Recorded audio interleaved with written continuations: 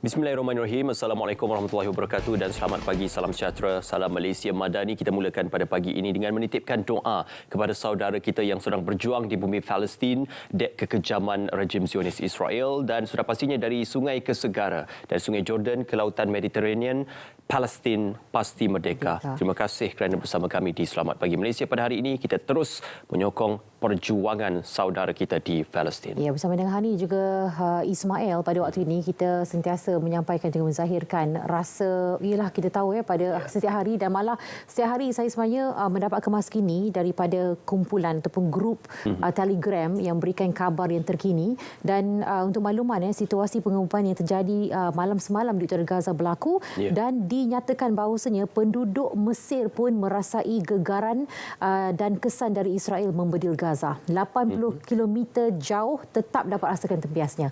Itu yang dikabarkan Semakin dahsyat pengumpulan di mana-mana, mereka memang berusaha membunuh semua rakyat Gaza. Kuatkan doa kita untuk mereka di sana, insya-Allah. Insya-Allah. Cuma kemas kini pada ketika ini persempadanan Rafah dibuka sementara untuk menghantar bantuan kemanusiaan dan juga bantuan-bantuan dari segi perubatan dan juga bantuan makanan. Kita harapkan agar ia boleh dipanjangkan tempohnya untuk membantu rakyat Palestin yang sedang bergelut dan juga mengkehendakkan bantuan pada ketika ini. Tapi seketika ni kita bawakan sedikit berita dan juga perkembangan mutakhir di berita-berita tempatan, khususnya berkenaan tentang harga beras ataupun dakwaan monopoli beras. Bernas didakwa monopoli beras, tetapi harga beras import pasaran tempatan masih terkawal. Harga beras import bagi pasaran tempatan masih lagi terkawal, dinyatakan oleh Yang Amat Berhormat Perdana Menteri. Ini adalah mengikut kepada apungan harga antarabangsa, dan juga beliau akan meneliti dakwaan kononnya monopoli syarikat beras nasional ataupun Bernas yang menyebabkan harga beras import kini tidak mampu dibeli oleh pengguna. Okey, kita bawakan juga perkembangan berita yang seterusnya berkaitan dengan isu internet, mana 116 aduan ahli parlimen akan diambil tindakan, di mana kesemua aduan itu diterima Suruhanjaya Komunikasi dan Multimedia Malaysia MCMC. Daripada 16 ahli parlimen akan diambil tindakan pembekal perkhidmatan dan dipantau pejabat MCMC negeri. Menteri Komunikasi dan Digital Fahmi Fadzil dalam satu hantaran di Facebook berkata aduan berkenaan diterima sepanjang 3 hari MCMC membuka pusat aduan internet di bangunan parlimen bermula 23 Oktober lepas. Mana beliau menyatakan bahawasanya seramai 111 ahli parlimen telah melawat dan memeriksa kelajuan internet di kawasan masing-masing. Ya, seterusnya juga atas keputusan Majlis Raja-Raja yang bermesyuarat, Duli Yang Maha Mulia Sultan Ibrahim Sultan Iskandar telah pun dipilih dan diperkenankan sebagai Kepala Yang Maha Mulia Seri Paduka Baginda Pertuan Agong ke-17 menggantikan Kepala Yang Maha Mulia Seri Paduka Baginda Pertuan Agong ke-16 Al-Sultan Abdullah, dan ini telah pun diperkenankan ataupun telah dipilih dalam suatu mesyuarat khas Raja-Raja yang telah pun dilangsungkan. Ya, berusia 65 tahun, Baginda sangat dikenali rakyat Johor kerana sikapnya suka dan sentiasa mendekati rakyat, terutama menerusi kembara Mahkota Johor yang diilhamkan Baginda sejak menjadi Tengku Mahkota Johor lagi. Okey. Seterusnya masih lagi kita menceritakan berkenaan Minggu Solidariti Palestin. Kementerian Pendidikan KPM akan melarang sebarang unsur ekstremisme dan keganasan dalam pelaksanaan Minggu Solidariti Palestin, yang mana susulan tular di media sosial video penganjuran program tersebut di sebuah sekolah yang memaparkan unsur-unsur ekstremisme, dan pada waktu Minggu Solidariti Palestin ia haruslah mengikut panduan yang ditetapkan oleh KPM. Okey, baik, itu antara perkongsian berita kita untuk awal pagi sebagai pembuka Selamat Pagi Malaysia. Teruskan bersama kami dan kita akan bawakan banyak pengisian, dan antara lain kita akan bercakap juga tentang makanan Malaysia Thailand dan juga di hujung siaran Datuk Sheikh akan bersama dengan kita. InsyaAllah. Cuma kita juga nak berkongsikan bersama dengan anda pada 29 Oktober ini di Melaka, di Stadium Hang Jebat Melaka juga akan berlangsung untuk kita sama-sama menyemarakkan mega road tour himpunan 1 juta pembela Palestin negeri Melaka, dan ayuh beramai-ramai untuk kita bersama-sama dalam penganjuran majlis ini untuk kita mendoakan dan juga membawa semangat sokongan kepada bumi Palestin. Ya, baik, kita berehat seketika, kembali lagi selepas ini.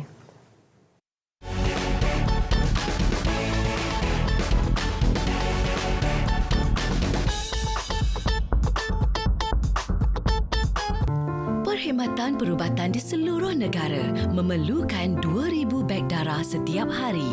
Mengikut tinjauan, hanya 2.5% penduduk Malaysia mendermakan darah. Bagi setiap beg darah yang diperolehi, ia mampu menyelamatkan 3 nyawa. Kami perlukan darah anda. Jom derma darah.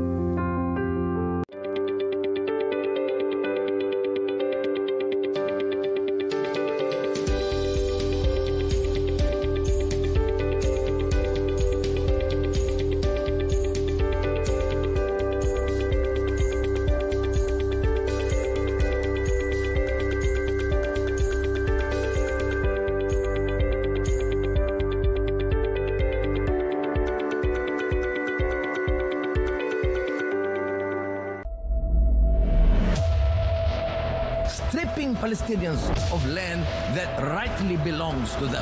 This constitutes a gross violation of international law. There is also flagrant hypocrisy.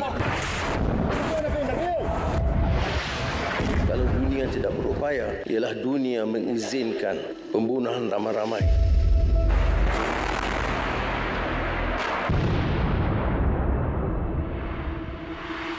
Bukan kita nak jadi jago atau kita tak peranan. Banyak masalah dalam negara pun Malaysia belum selesai. Jadi orang kata mengapa kita sibuk soal lain. Tapi ini tanggungjawab kita.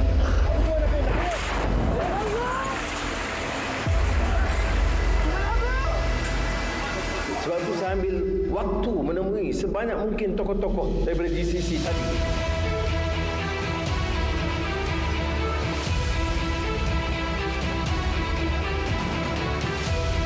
Sengsaraan dialami oleh masyarakat Gaza itu sudah tahap yang sangat parah. Jadi itu yang kita sepakat tadi bincang dan pihak Mesir telah berusaha sedaya upaya untuk meningkatkan penyaluran bantuan kemanusiaan.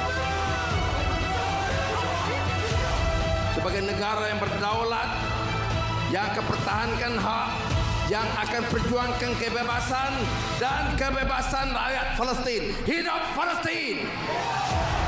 Hidup Palestin! Hidup Palestin! Palestin merdeka!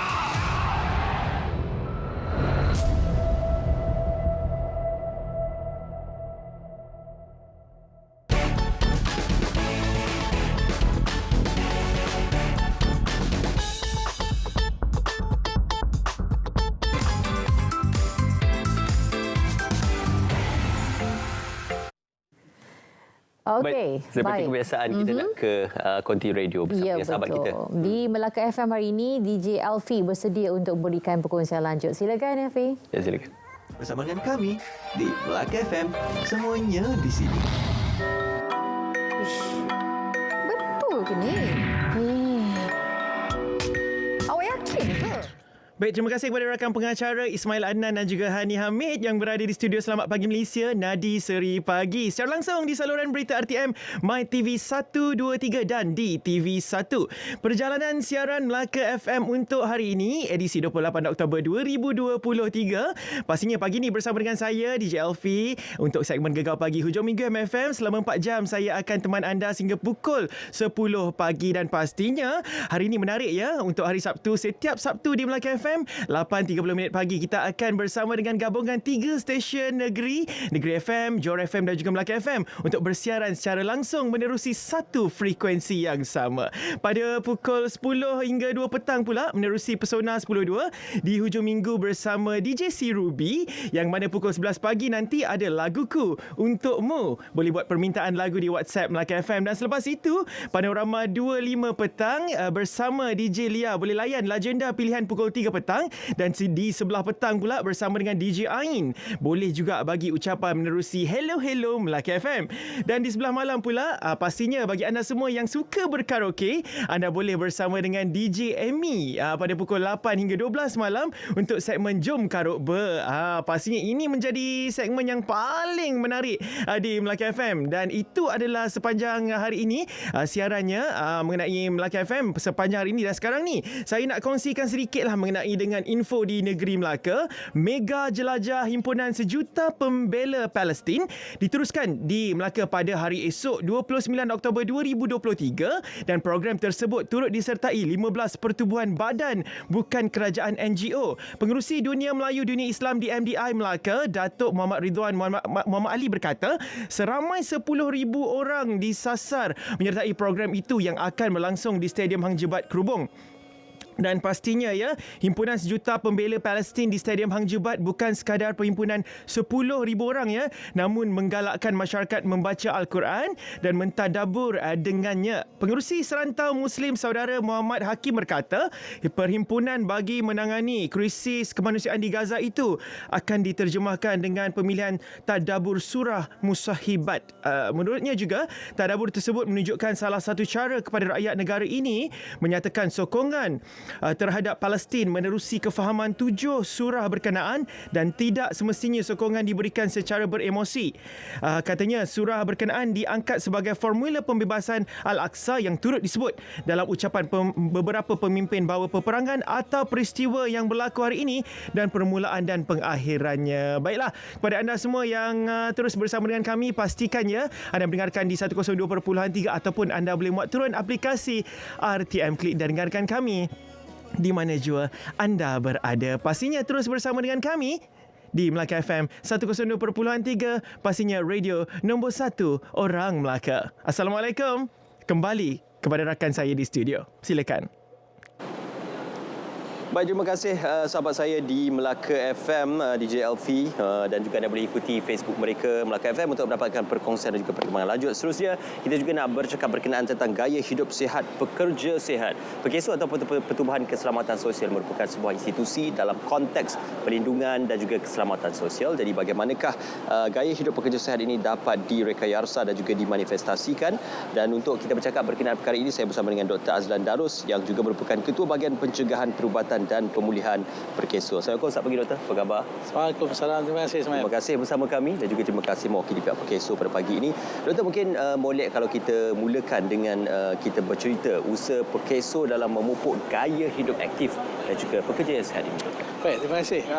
Memang betul sejak lebih 10 tahun dahulu Perkeso telah pun merubah sedikit caranya dengan menawarkan ataupun memberikan perkhidmatan untuk meningkatkan lagi kesihatan pekerja selain daripada kita bayar pampasan pada pekerja yang cedera lah. Jadi ini adalah suatu reaksi kami kepada keadaan kesihatan rakyat Malaysia dan juga kaum pekerja yang mana pada ketika itu kita dapati memang banyak daripada masalah-masalah kesihatan ini menyebabkan pekerja-pekerja ini tidak boleh bekerja lagi. Jadi contohnya lah kalau pada tahun 2022 sahaja kita menerima lebih 23,000 permohonan daripada pekerja untuk mendapat pension ilat ataupun yang telah meninggal dunia disebabkan oleh penyakit-penyakit tidak berjangkit ini seperti penyakit jantung, kanser, paru-paru.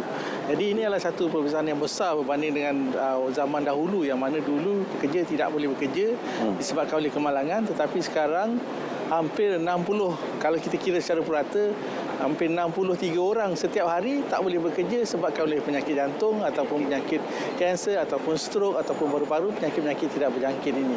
Dan ini semua berpunca daripada gaya hidup tidak sihat dan juga risiko-risiko penyakit ini yang tinggi di kalangan pekerja-pekerja. Perkeso kami menjalankan program saringan kesihatan. Tahun ini saja dah 70,000 orang kita saring pekerja-pekerja di Malaysia. Pencarum Perkeso pekerja. Semua pekerja di Malaysia adalah pencarum Perkeso.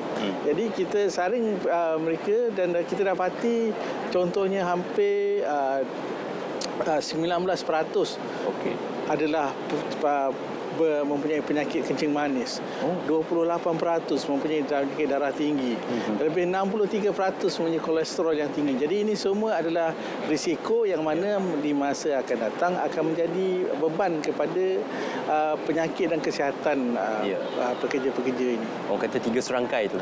3 serangkai, betul. Cuma doktor, pada pagi ini kita ingin berkongsikan kepada penonton-penonton kita berkenaan tentang Perkeso Fun and Ride 2023 dan mungkin boleh dikongsikan bila penganjurannya bagi Fun and Ride. Baik, jadi untuk kita mempromosikan lagi agar pekerja-pekerja ini jangan lalai dan menjaga kesihatan, Perkeso menganjurkan beberapa aktiviti. Antara aktiviti yang besar yang kita buat setiap tahun kecuali pada tahun-tahun COVID lah adalah apa yang kita panggil Perkeso Run and Ride. Jadi acara ini adalah satu konsep yang menggabungkan larian dan kayuhan sebagai suatu promosi untuk menggalakkan pekerja-pekerja dan siapa ahli keluarga mereka. Itu yang dinamakan Run and Ride. Bersama-sama jom buat sesuatu. Jadi sekarang pun masih lagi bulan Sukan Negara tapi bulan depan kita akan buat yang ini. Kita banyakkan acara di Malaysia untuk mereka bersama-sama buat sesuatu untuk mengubah gaya hidup masing-masing. Ya. Dari segi sambutan Run and Ride ini dan juga mungkin sambutan pada program-program yang dianjurkan oleh KESO pada tahun ini. Khusus untuk Run and Ride, kita dah pun buat Run and Ride ini sejak tahun 2015. Baik. Pada ketika itu mungkin KESO Run and Ride adalah antara yang pertama yang menjalankan serentak lari dan kayuh supaya semua orang boleh masuk. Okey. Kami bermula dahulu dengan agak kecil, skala 3,000 orang peserta, dan yang paling besar kita buat adalah sebaik saja sebelum COVID tahun 2019, hampir 10,000 peserta. Untuk tahun ni kita pun dah buat semula menyasarkan 7,000 orang peserta, dan kita pun dah nak hampir sampai 7,000 peserta. Sikit aja lagi kalau penonton nak mendaftar tu masih ada peluang lagi. Dan kebiasaannya memang ia satu acara yang meriah lah. Pada tahun ini dia akan diadakan di dataran wawasan Putrajaya. Betul-betul berhadapan dengan Menara KESO Putrajaya. Kita pun dah aturkan berbagai program untuk memeriahkan acara larian dan kayuhan ini. Di mana boleh mendaftar untuk Run and Ride? Okey, paling mudah adalah pergi saja kepada laman web www.runandride.keso, ataupun terus ke laman bersama KESO pun agak mudah untuk boleh terus masuk ke pendaftaran. Ya, okey. Baik, selain acara berlari dan juga berbasikal, apa lagi mungkin aktiviti yang disediakan untuk Run and Ride ini? Selain daripada acara lari dan berbasikal, sesuatu yang sering dinanti-nantikan oleh peserta setiap tahun adalah acara cabutan bertuah yang diadakan dengan hadiah-hadiah yang menarik lah. Pada tahun ini kami juga akan menawarkan sebuah kereta untuk hadiah utama cabutan bertuah. Tapi yang lebih penting lagi, kita pun ada booth untuk produk-produk KESO, pemeriksaan kesihatan dan lain-lain lagi acara. Dan yang satu yang saya ingin nak tambah selain daripada acara lari dan berbasikal ini, KESO terus menganjurkan satu lagi program yang dipanggil Active at Work. Ini adalah program yang disertai oleh syarikat-syarikat majikan luar sana untuk menggalakkan dan membuktikan bahawa mereka adalah syarikat yang mana pekerja-pekerjanya adalah aktif. Sama ada dalam bersenam, berjalan, maknanya mereka bergerak aktif, bukan saja duduk diam saja di kursi dan tidak aktif. Jadi pada program Run and Ride tahun ini kita juga akan menyampaikan anugerah kepada majikan yang paling aktif ataupun yang pekerja-pekerja yang paling aktif di Malaysia. Jadi mungkin kita boleh kata the most active workplace in Malaysia. Kita akan buat juga pada acara yang sama. Acara yang sama penilaian itu dilakukan dalam tempoh setahun. Penilaian itu betul, dia dah kita buat dalam masa tempoh bulan Julai hingga September, yang mana ia dijalankan secara maya lah. Dan kita dah dapatlah siapa pemenang-pemenang syarikat-syarikat yang pekerjanya aktif ini. Okey. Untuk pendaftaran boleh dibuat bermula 1 Ogos, difahamkan. Tarikh akhirnya bila, doktor? Dan mungkin untuk kutipan t-shirt, bag dan juga nombor bib untuk Run and Ride. Okey, pendaftaran masih dibuka. Kita dah sampai ke hujung-hujung ni. Ia akan ditutup pada 31 Oktober ini. Bagi para penonton yang pun mendaftar, jangan lupa untuk membuat pick up race kit masing-masing pada 16, 17 dan 18 November, bertempat di Ruang Lega Menara KESO Putrajaya. Kalau tak berapa jam, betul-betul berhadapan dengan Kementerian Kewangan di Putrajaya sebutlah. Kalau untuk menghubungi KESO pula bagaimana? Boleh terus saja hubungi nombor hotline KESO 322 8000 ataupun terus ke laman Sasawang. Yang paling mudah adalah www.pekeso.gov.my ataupun untuk terus ke runandride@pekeso.gov.my. Okey. Cuma soalannya, doktor, apakah acara Run and Ride ini dikenakan bayaran untuk peserta? Ya, betul. Kita kenakan bayaran. Sasarannya adalah bayaran kita rendah tetapi acaranya meriah. Okey. Jadi untuk peserta-peserta yang menyertai larian sama ada 5 km ataupun 10 km, bayarannya adalah sebanyak RM45. Manakala untuk yang menyertai kayuhan sama ada 20 ataupun 40 km, bayarannya adalah RM60, yang mana ini akan merangkumi race kit termasuklah t-shirt, medal, breakfast kit, kemudian juga kan cabutan mertuah yang akan kita sediakan. Okey. Dan kalau diikutkan kepada pelbagai program telah dilaksanakan oleh Perkeso disebut oleh doktor tadi, program saringan kesihatan, program promosi kesihatan tempat kerja, Active at Work Challenge dan juga Perkeso Run and Ride yang diadakan pada bulan November ini. Bulan November, betul. Sekali lagi doktor, mungkin untuk bersama-sama mempromosikan dan juga mengajak warga penonton kita untuk menyertai Run and Ride 2023, doktor. Baik, dua perkara. Yang pertama, untuk masa mana penonton yang masih belum lagi mendaftar dan ingin berminat dan untuk menyertai Perkeso Run and Ride 2023, lawatilah laman sesawang Perkeso. Kita masih ada beberapa hari saja lagi yang mana penyertaan masih dibuka. Ini acara yang meriah, lebih 7,000 peserta akan berada di sana. Jadi marilah kita semua sama-sama lah untuk meningkatkan gaya hidup kita ke arah kesihatan yang lebih baik sebagai nadi ataupun enjin negara. Kaum pekerja di Malaysia, rakan-rakan, ahli keluarga, kita kekalkan kesihatan. Okey, tarikh akhir pendaftaran 31 Oktober. 31 Oktober. Okey, dan di manakah boleh dihubungi Perkeso untuk mendapatkan maklumat lanjut? Okey, sekali lagi boleh terus hubungi hotline Perkeso 1322 8000. Okey, 1322 8000 ataupun ke laman sesawang www.perkeso.gov.my ataupun runandride@perkeso.gov.my. Itu boleh di-emailkan. Boleh di-email. Okey. Ya. Baik, terima kasih doktor kerana bersama kami. Itu dia Dr. Azlan Darus yang juga merupakan Ketua Bahagian Pencegahan Perubatan dan Pemulihan Perkeso. Jangan lupa mendaftar untuk Perkeso Run and Ride 2023 yang akan berlangsung di Putrajaya. Tarikh akhir pendaftarannya pada tarikh 31 Oktober 2023. Terima kasih Dr. Azlan kerana bersama kami. InsyaAllah kita akan bersua kembali dan selamat maju jaya untuk Perkeso Run and Ride 2023. Kita nak ke Selangor. Samsia Samsi ada perkongsiannya, silakan.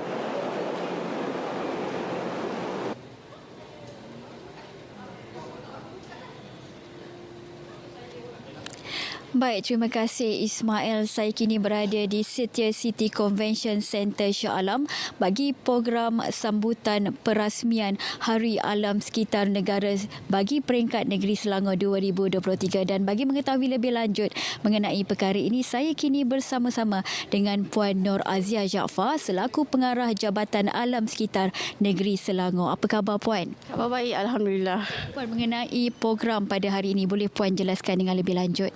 Ya, sebenarnya hari ini pada 28 Oktober merupakan sambutan Hazan peringkat negeri Selangor, di mana sebelum ini Hazan peringkat kebangsaan telah pun berlangsung di Senai, Johor. Dan objektif program ini diadakan adalah untuk menyebarluaskan kesedaran mengenai pemeliharaan dan pemuliharaan alam sekitar, khususnya dalam kalangan rakyat Malaysia, di mana dia menyediakan satu platform kepada semua pihak untuk bersama-sama meraihkan saya kira sebagai satu perayaan perayaan alam sekitar, iaitu Hari Alam Sekitar Negara peringkat negeri Selangor.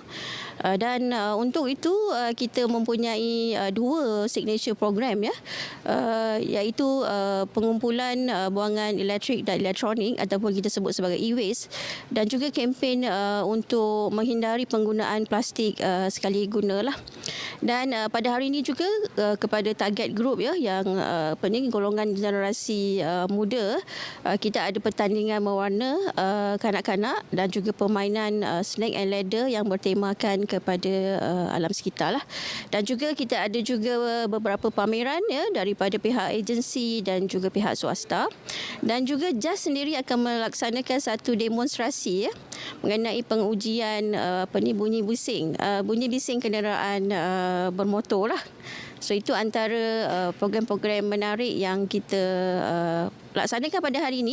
Tapi sebenarnya berbagai program telah pun kita laksanakan bermula pada 4 Oktober lalu. Dan hari ini adalah kemuncaknya. Itu saja. Puan, mengenai Hari Alam Sekitar Negara, sasaran masyarakat yang akan diberi keutamaan. Apa yang kita lihat adalah kesedaran dalam kalangan rakyat Malaysia ya, khususnya tadi yang saya sebut mengenai e-waste daripada isi rumah dan juga penggunaan plastik plastik sekali guna masih rendah, dan itulah yang menjadi tumpuan kepada Jabatan Alam Sekitar dengan sokongan daripada kerajaan negeri, macam mana kita nak meningkatkan kesedaran mengenai dua perkara ini supaya kelestarian alam sekitar tu akan dapat diteruskan. Harapan Puanlah kepada sambutan Hari Alam Sekitar Negara ini. Okey, tentunya saya berharap program pada pagi ini dan dapat berjalan lancar, dan yang penting itu adalah mesej yang kita ingin sampaikan, iaitu alam sekitar tanggungjawab bersama.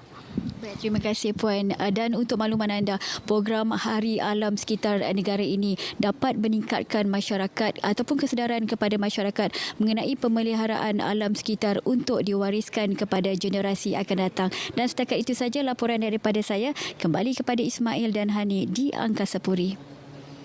Tanda sekolah. Okey, kita bersama kembali. Terima kasih sahabat kita Samsi di RTM Selangor untuk membawakan perkongsiannya. Kali ini juga kita nak membawakan Toilet of the Year Award. Ya, betul. Ini cukup menarik kerana kebersihan tandas itu melambangkan kebersihan kita secara keseluruhan. Ya, betul. Bila orang dah melancong, orang akan cari yang mana dahulu. Pastinya akan menggunakan tandas, dan tandas yang bersih itu mencerminkan semua gambaran rakyat Malaysia. Jadi kita nak berkongsi berlanjut berkaitan dengan anugerah Toilet of the Year. TOTYA 2023 bersama-sama dengan tetamu kita pada waktu ini, iaitu Yang Berhormat Tuan Ngah Korming, Menteri Pembangunan Kerajaan Tempatan KPKT ataupun kita panggil YBKM. Selamat pagi Malaysia. Tandas bersih, rakyat sejahtera. Okey, terima kasih YB kerana bersama dengan kami. Kita bercerita berkenaan tentang kebersihan tandas pada ketika ini, dan mungkin YB boleh kongsikan berkenaan keadaan kebersihan tandas awam di negara kita. Ya, kerana mungkin akan ada yang sedikit bersikap skeptikal terhadap kebersihan tandas ini, tetapi prestasi dan juga keadaan tandas pada ketika ini bagaimana boleh dikemaskan? Terlebih dahulu kita perlu sedar di mana kebersihan adalah sebahagian daripada keimanan. Jangan lupa, kebersihan adalah tanggungjawab kita semua. Kebersihan tandas merupakan salah satu komponen utama apabila kita tengok nak jaga imej negara, khususnya dari segi pembangunan industri pelancongan. Okey, untuk pengetahuan semua, di mana negara Jepun pernah membuat satu kajian mengikut jangka usia seorang manusia. Setiap orang lelaki dalam usianya, riwayatnya dia perlu menghabiskan 12 bulan dalam tandas.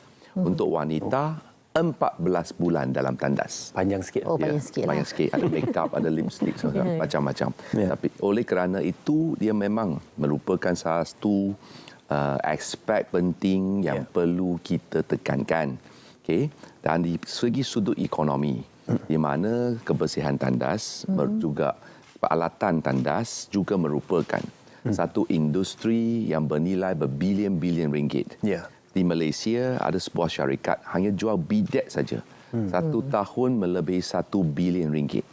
Oleh kerana itu, sama ada dari sudut ekonomi, sudut kebersihan awam, dari sudut industri pelancongan, kebersihan tandas ini memang merupakan antara faktor utama untuk kita membangunkan imej negara serta masyarakat madani yang bertamadun.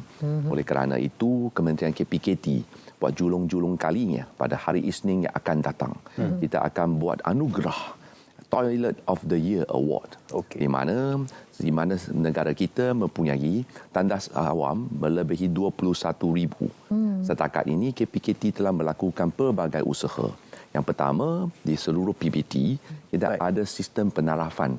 Sama ada tandas ini 4 star, 5 star, 4 bintang, 5 bintang. Setakat ini 36% ada juga tandas yang mendapat penarafan 4 dan 5 bintang. Tapi usaha perlu ada luang untuk diperbaiki lagi. Oleh kerana itu, tahun ini kita telah pun menekankan sistem penarafan bintang ini diperluaskan kepada sektor swasta juga. Oleh kerana itu, pada hari Isnin yang akan datang, anugerah Toilet of the Year yang julung-julung kali akan diadakan di Kelab Golf Perkhidmatan Awam Kuala Lumpur, di mana kita lihat ada 5 sektor akan mengambil bahagian. Pertama, hotel. Kedua, pusat membeli belah. Ketiga, stesen minyak. Keempat, restoran. Dan kelima, R&R di Lebuh Raya. Setakat hari ini, kita telah menerima 345 penyertaan. Untuk makluman semua, setiap pemenang akan diberikan wang tunai RM10,000 dengan piala dan CJ sebagai pengiktirafan kepada usaha untuk mewujudkan tandas yang betul-betul bersih serta menawan dan wangi. BMW. Ya. Inilah tadi Hani kata BMW setelah saya diberikan amanah dan tanggungjawab sebagai Menteri KPKT. Saya telah memperkenalkan konsep tandas awam BMW. Bersih, menawan dan wangi. Supaya rakyatnya khususnya apabila pelancong masuk negara, tempat pertama yang mereka akan mengunjungi kebiasaannya adalah tandas. Ini merupakan imej negara yang wajib kita bela bersama. Apabila kita kata tahun 2026 adalah tahun melawat Malaysia, maka persiapannya perlu bermula dari diri kita sendiri.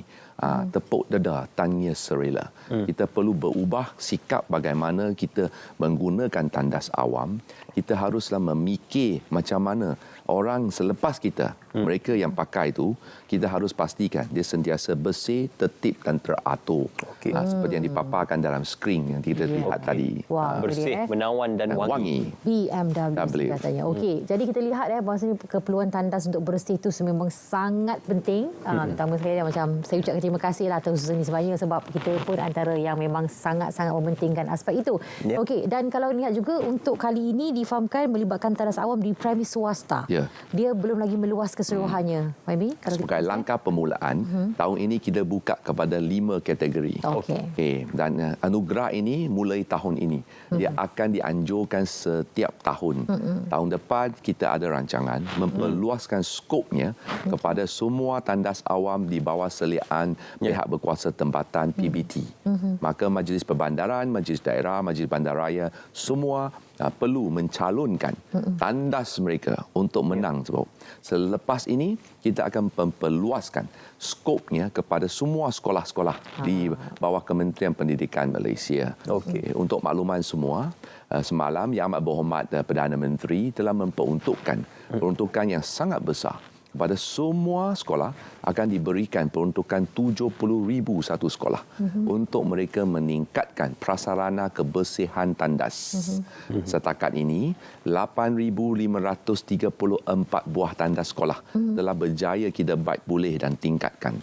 Dan tahun depan kita sasarkan 10,000 lagi tandas sekolah untuk dinaikkan taraf supaya kita biar kata pepatah Melayu yang melentuh buluh dari betul. Itu kita mendidik anak-anak kita sejak muda supaya bila pada usia setahun jagung ni mereka sudah ada kesedaran sivik. Ini sangat penting. Kita tak boleh ubah sikap bila dah tua. Tapi apabila generasi muda kita mula bersikap membela kebersihan, wajib untuk menjaga tertib, maka ini pun mencerminkan disiplin seseorang pelajar. Apabila mereka mula menjaga kebersihan diri, lepas tu kebersihan awam. Ibu bapa saya di sini rasa terpanggil dan dengan perasaan penuh tawaduk dan rendah hati, saya menggesar semua pihak termasuk ibu bapa, pendidik, pelajar, marilah kita sama-sama menjayakan misi negara kita. Pastikan kebersihan ini menjadi misi negara kita bersama dan memberikan imej yang baik kepada pelancong-pelancong di luar. Jangan lupa, tahun ini merupakan ulang tahun ke-41 Dasar Pandang ke Timur, Look East Policy. Kita selalu melaung-laungkan nak belajar daripada Korea, China, Jepun, dasar pandang ke timur. Apa yang kita belajar? Apabila kita sebut saja Jepun, the first impression adalah kebersihan. Kemudian punctuality, kepada waktu, disiplin.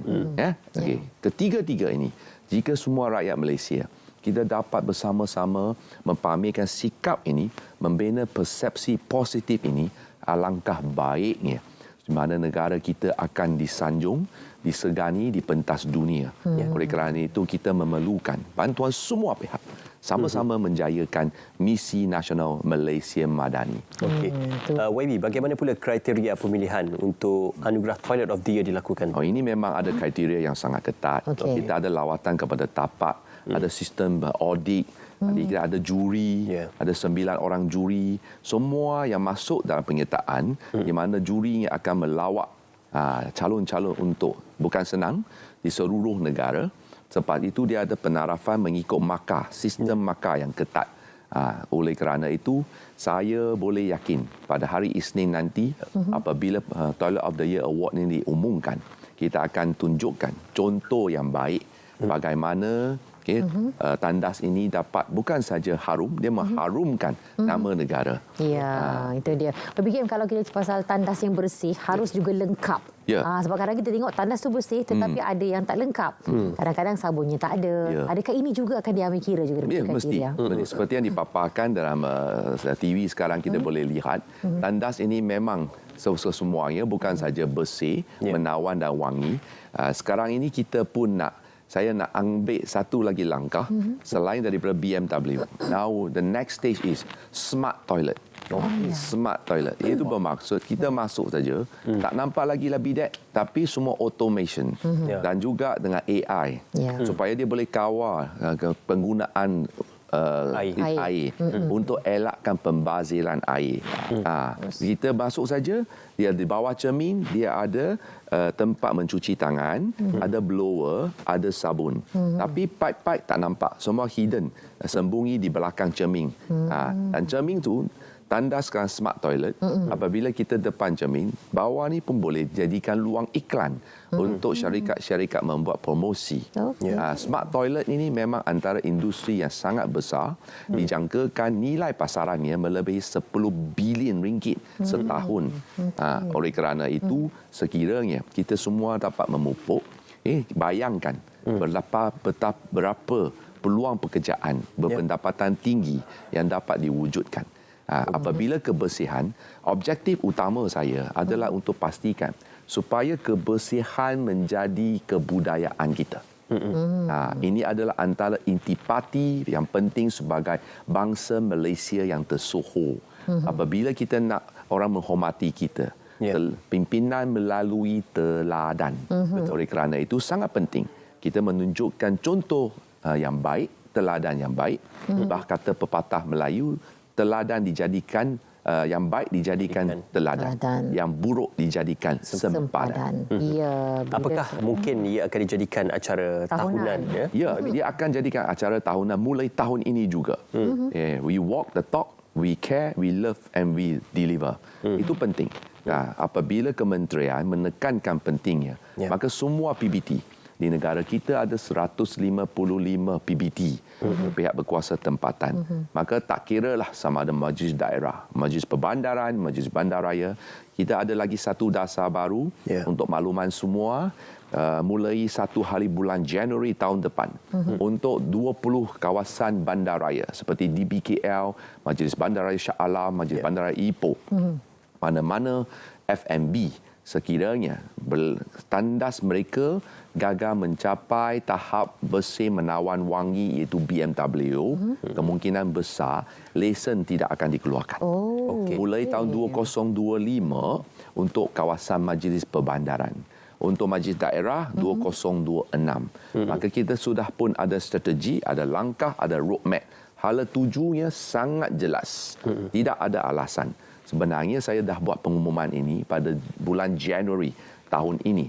Berikan tempoh 1 tahun kepada semua pengusaha restoran F&B supaya mereka dapat meluangkan masa serta menganggap penaiktarafan tandas ini sebagai satu pelaburan. Kita ada kaji selidik. Memang terbukti restoran yang bersih, menawan dan wangi memang bisnesnya baik. Kerana lebih ramai pelanggan sudi untuk mengunjung premis yang bersih. Sekiranya kita kotor, oleh kerana itu tidak ada alasan kata nak buat naik taraf tandas tak ada bajet, kerana ini adalah sebahagian daripada investment ataupun pelaburan sesebuah restoran. Ulangannya tinggi. Apabila restoran seperti Hani nak masuk mesti tengok. Bersih. Bersih ke? Jika kotor, lain kali pun tak nak pergi lagi. So dari segi sudut ekonomi, memang dia ada bukti tandas yang bersih ini akan meningkatkan perniagaan kita. Jangan lupa. Bagi di penghujung ini, Habi, mungkin boleh sampaikan sesuatu untuk bersempena dengan apa yang akan berlangsung pada hari Isnin ini, tu Award Toilet of the Year Award ni. Oleh kerana seperti saya tadi mulakan mukadimah saya katakan dari sudut agama ni kebersihan adalah sebahagian dari keimanan. Oleh kerana itu kena tepuk dada tanya keimanan. Kita ini semua haruslah bersama. Misi ini tidak akan berjaya kecuali kementerian mendapat kerjasama daripada semua pihak. Kita perlukan bantuan, kerjasama, sokongan pihak ke swasta, termasuk juga pihak awam. Kesemuanya kena bekerja sebagai satu pasukan. We are stronger together and we have to deliver it for the future of the nation. Okey.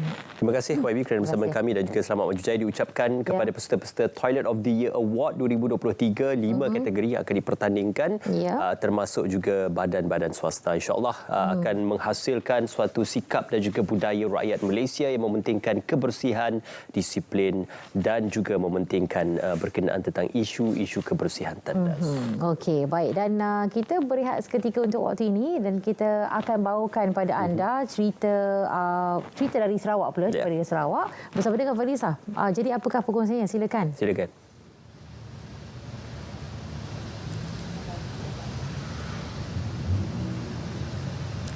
Baik, terima kasih Hani dan Ismail. Cerita dari Sarawak pada pagi ini iaitu sedang berlangsung persiapan akhir menjelang malam kemuncak Anugerah Carta Sapa Juara SCSJ 2023, iaitu satu program memartabatkan seni muzik Iban dan juga Dayak di Sarawak yang diterbitkan oleh Radio Etnik di Sarawak iaitu YFM. Dan untuk bercakap lanjut mengenai hal itu, kita bersama dengan penolong penerbit iaitu Encik Bana Jimbat yang akan bercakap lebih lanjut dan secara terperincilah mengenai SCSJ 2023. Encik Bana Jimat, teruskan.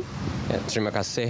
Sebenarnya sebelum SCSJ, saya pernah menerbitkan Anugerah Juara Lagu Terbilang Iban dalam tahun 2005 hingga ke 2009.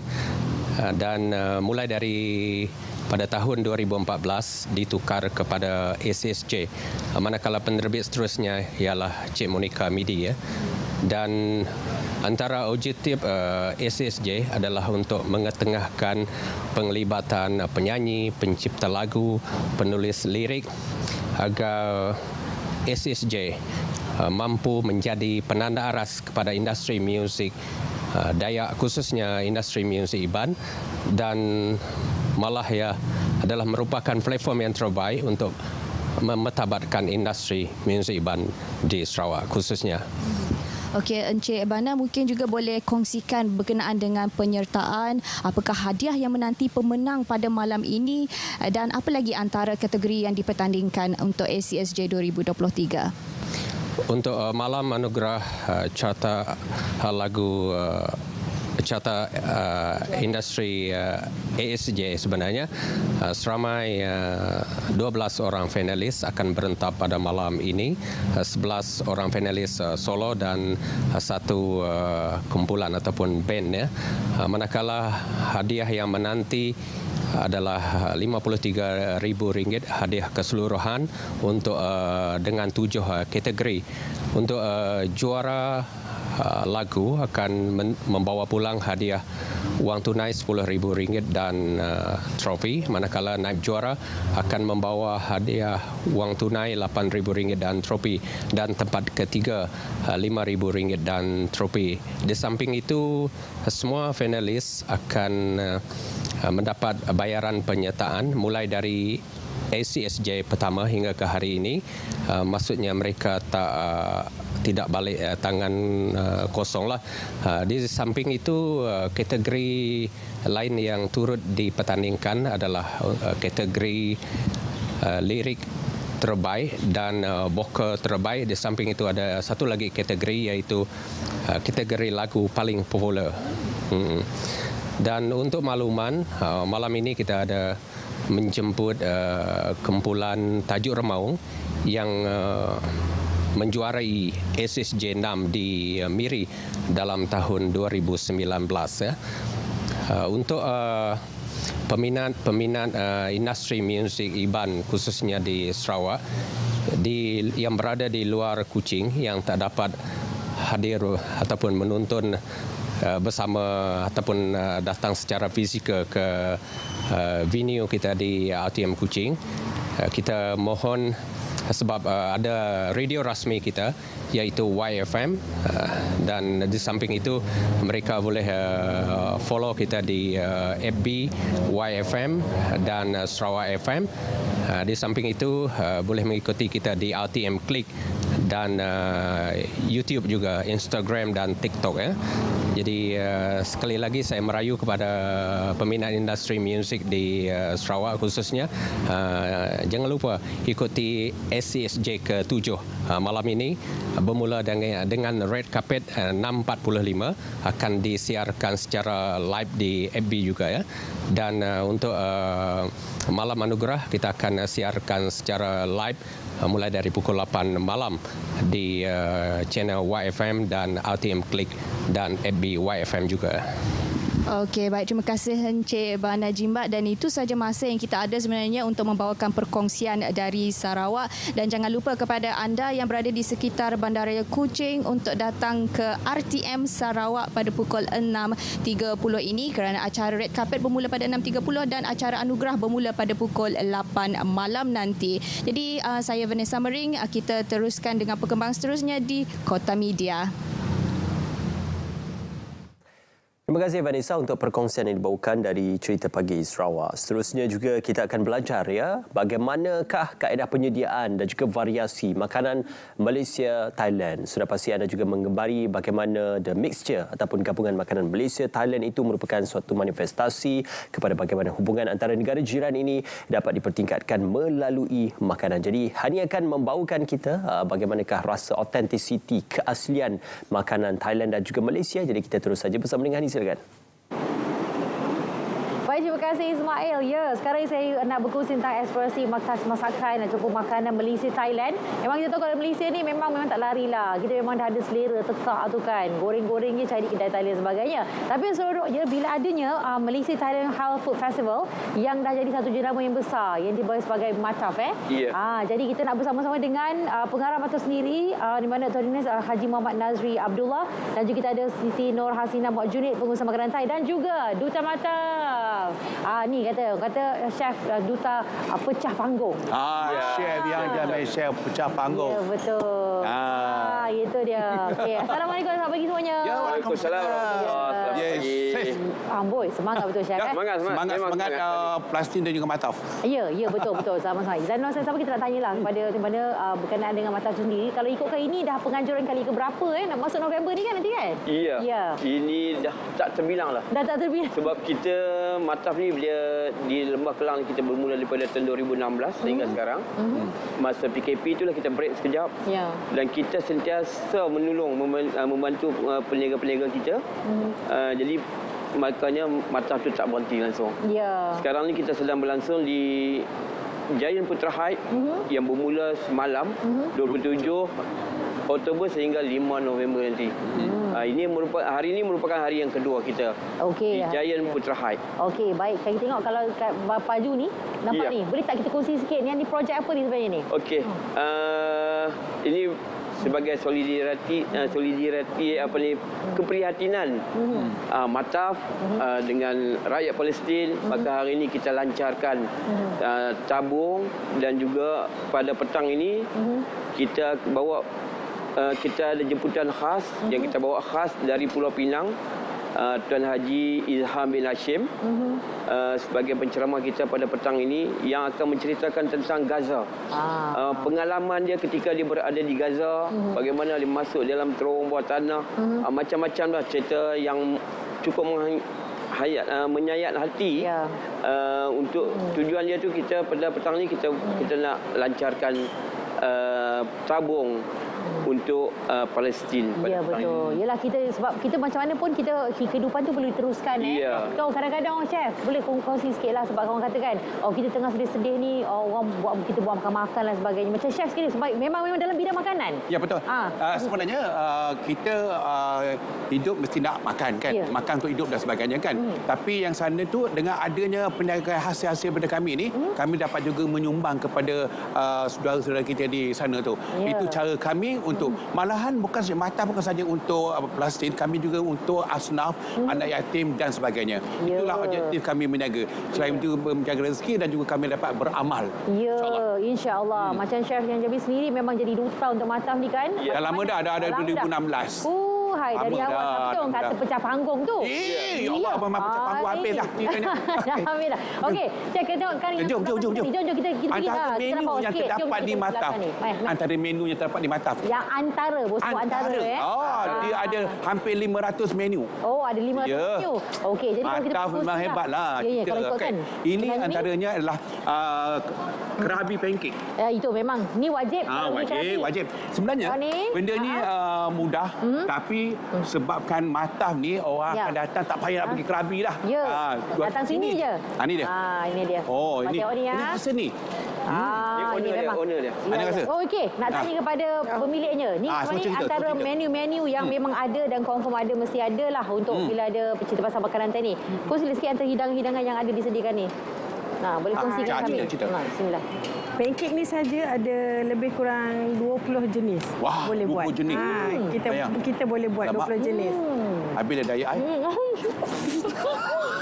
Lu tak bercakap? Boleh. Lu tak bercakap, punya sedap. Sedapnya. Dalam dia ada pisang, ada telur. Roti memang kita ulis sendiri. Pakai tangan. Ya. Tengok kalau belakang ni mereka buat sendiri. Mai tengok. Kita tengok. Ni. Tengok ni Semua ni yang dibuat ni lah wajah-wajah mereka yang bersungguh-sungguh untuk memastikan hidangan pada anda. Pastikan yang di Mataf ni yang terbaik untuk anda semua. Itulah kehebatan Mataf.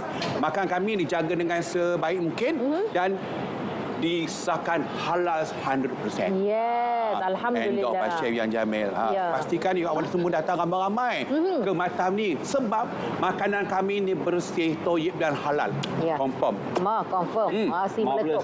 Marvelous. Okey, kalau kita pergi ke Mataf ni kan, saya selalu tengok dah yang seronoknya lah air yang berwarna-warni. Ini baru dua. Kat Mataf ni cakap semua ada. Yang tak ada mak bapak je tak ada. Lain semua ada. Dan sebenarnya kat Mataf ni ada juga, kalau dulu kami datang sini kami bawa lok chin dan sebagainya. Kali ni kami sediakan dua menu hari ni. Antaranya daripada kerabi pancake, kami ada juga laksa Thai. Laksa Thai ni memang sedap lah. Power. Laksa Thai ni satu dia punya aroma dia memecahkan seluruh alam. Itu yang kalau makan dia masakan Thailand, mereka mengutamakan daun selasih, limau purut, serai dan sebagainya. Masuk kita tunggu. Ni rasa. Rasa ni panas ni. Tu dia. Ni dia. Wow. Ni memang saya suka. Saya memang suka sangat. Saya kalau pergi Mataf ni memang ini antara hidangan. Kuah dulu. Lagi kan berapi pula lidah kita. Bismillahirrahmanirrahim. Sebenarnya kepada anda nak rasa laksa Thailand hanya di Mataf yang sedang berlangsung di Putra Heights ni. Giant Putra Heights. So datang ramai. Bermula dari pukul 11 pagi hingga 12.30 malam. 12.30 malam. Okey, yang penting adalah tujuan anda ke sana, kita nak isi perut kita, nak makan kan, kita nak seronokkan kita. Tapi dalam masa yang sama kita turut menyumbang yang paling penting. Dan ada juga pengisian-pengisian yang berkaitan dengan Okey, kalau anda pergi Mataf, kalau anda tak perlu nak pergi nyumbang lain, kami menyediakan tabung khas untuk Palestin ni dan juga untuk anak-anak yatim. Memang itulah aktiviti kami daripada 2016 sampai sekarang ni, mencari dana untuk membantu asnaf dan sebagainya. Okey. Ni. Nak tengok rasa ni. Rasa. Antara bahan-bahan yang ni adalah cili api, ikan dan sebagainya. Inilah kepada anda yang suka kepada makanan-makanan pedas, masakan Thailand, inilah masanya anda datang ke Mataf untuk memeriahkan lagi. Ya, betul. Dah pergi belum? Saya dah pergi dah yang Sepuluh ni punya. Masa KU ni. Kamu tak jumpa chef? Nantilah kita jumpa lagi untuk yang sekarang. Okey. Ni nak jumpa dah chef? Okey. Chef nanti kalau jumpa chef, anda boleh pergi ke sana dan ini air.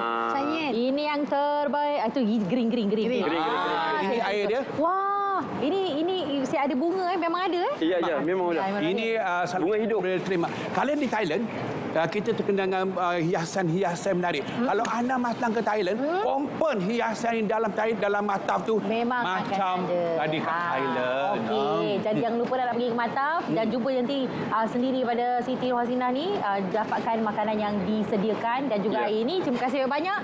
Dan kita nak berehat seketika dan kita akan kembali lagi selepas ini untuk mengetahui keadaan cuaca. Nak pergi Mataf nak tengok cuaca dulu. Ya juga, betul. Jadi datang ramai-ramai ke Mataf, halal itu pasti. Ya, pasti. Tak kisah apa hujan ribut pun Mataf dia punya bawahnya. Jom kita tanya kawan kita kat Malaysia. Terbaik.